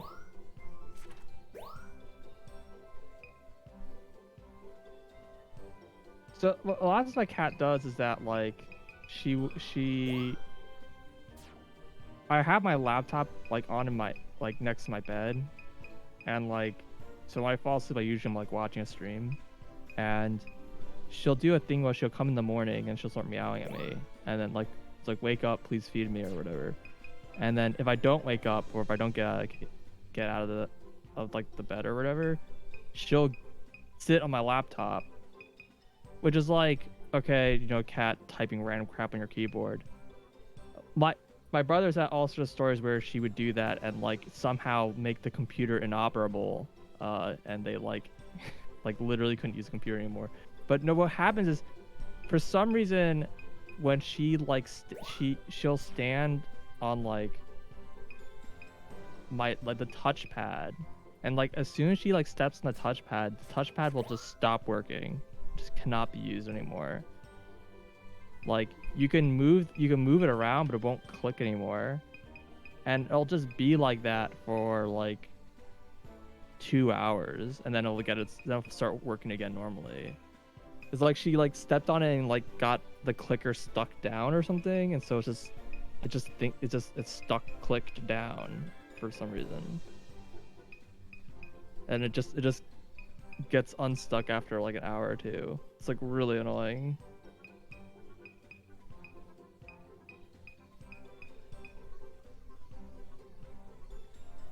Coat the cable or something. Yeah, I've thought about doing that. I mean, recently she's been starting to scratch furniture again, which is really annoying. What we used to do is put aluminum on stuff that she would scratch, so that she would not want to scratch it, and then she would just go to her scratching post instead. But I don't know, that hasn't been working recently for some reason. She's getting too smart.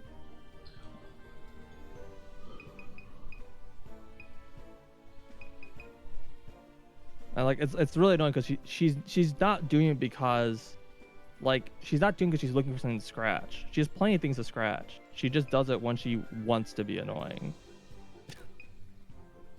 It's like, what an asshole.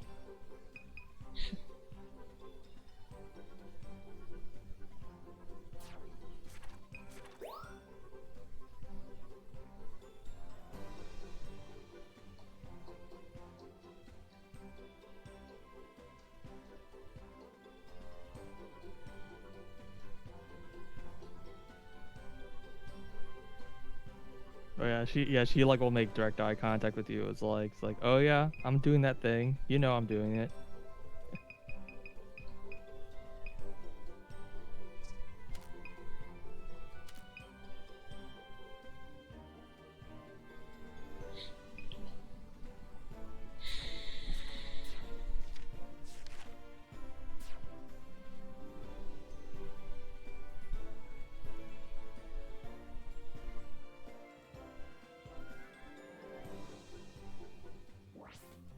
I don't know. Subnautica would be fun. I just don't know if it's.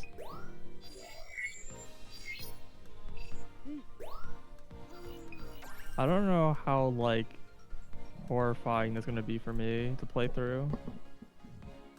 Like how long it would take.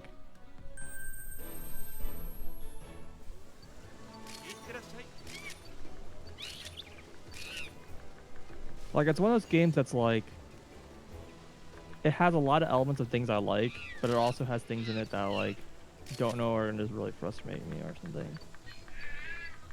Deep ocean terrifies you. Yeah, I mean,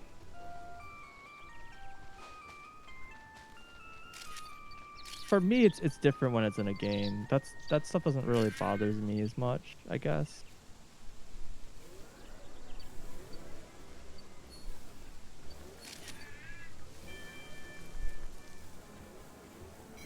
I mean, obviously doing like actual real life, like underwater splunking is like pretty much the most dangerous thing you can do.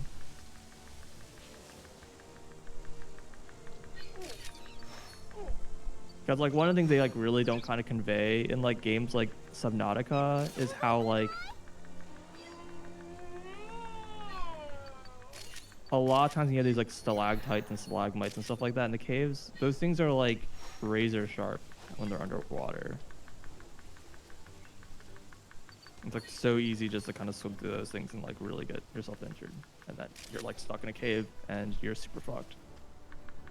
The Subnautica doesn't really quite have like the things that I would actually be like afraid of. It's just got like giant monsters and stuff. Like I don't know, it's like a different kind of fear, right?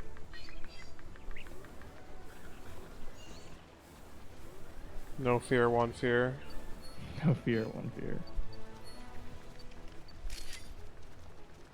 Yeah, I don't know. I don't know. I guess I don't really see Subnautica as much as like a horror game. Like it's more of just like it's a game about kind of just like it's a survival game, right? It's about like going around and collecting resources and trying not to die, and then eventually you like build up your base enough and you get enough technology that survival becomes like not so much of an issue anymore. Like the game kind of like you kind of built enough infra to be able to have the game take care of you for you. And then like it just becomes about finding a new, more hostile area.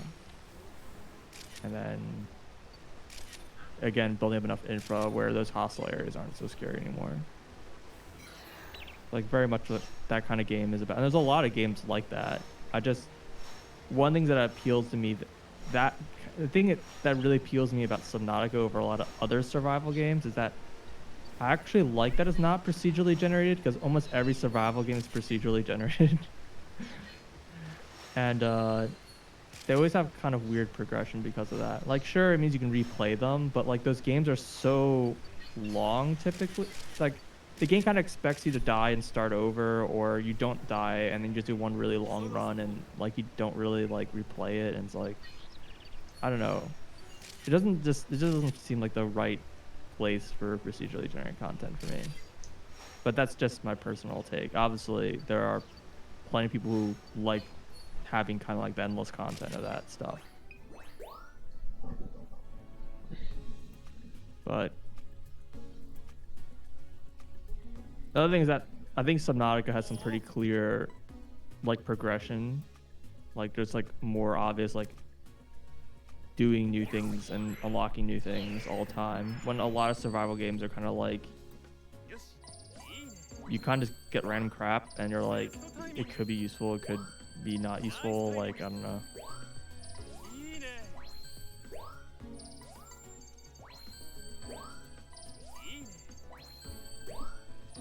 The one kind of like one of the big things I think that's a little awkward about me playing Subnautica is that it would not be blind. And like I feel like playing those games blind is like part of the experience, you know? Like kind of discovering what you can do and what exists. It's just like not something I would really, I think, be able to properly grasp anymore since, again, not blind.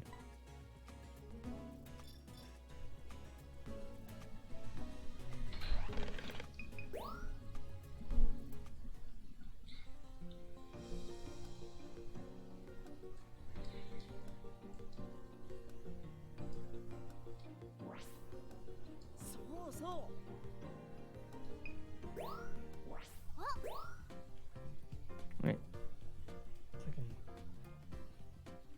I don't know if people have any other like strong suggestions. What other games on my backlog? I have a few. I've actually managed to get through most of my backlog of games I'm like kind of really want to play now. I'm not like going to the list of games I'm like only kind of want to play. I mean, there's games I also want to play, just they either they're not out or I just forgot to play them and they just aren't on my list anymore. So like on here I have Life is Strange 2, which I don't think I'm mentally ready for that right now. Life is Strange 1 was a real trip. So I'll probably kind of indefinitely hold off on Life is Strange 2. I don't know, we'll see. I have AI Somnium Files, which, to be honest, I don't really expect to enjoy very much, but a number of my friends recommended it to me.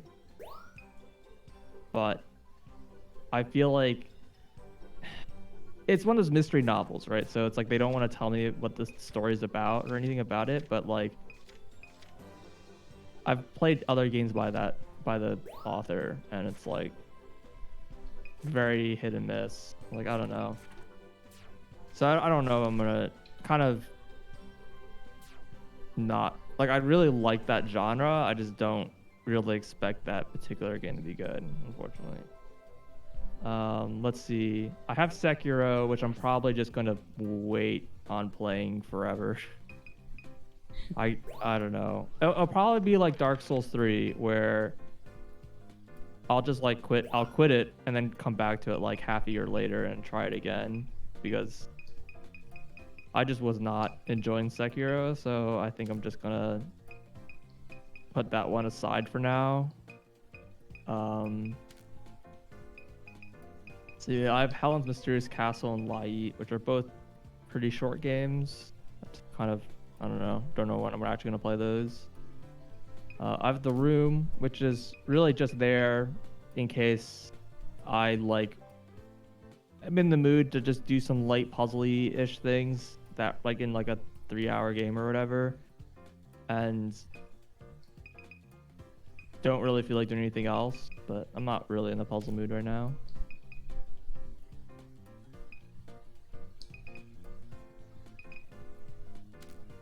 Yeah, it's a hornier version of Zero Escape. Yeah, it's there's a lot of things I like and dislike about Zero Escape, and the things I dislike are much more prevalent in the last game. Like just throughout the series becomes worse, and I've been told that the issues kind of become even worse. Some of the issues I have the game become even worse in Somnium Files. So I kind of just been, yeah, I just been kind of like, it is anime time, so I am gone. Okay. Thanks for watching to my stream, whoever was here. Good night. Peace. Good night.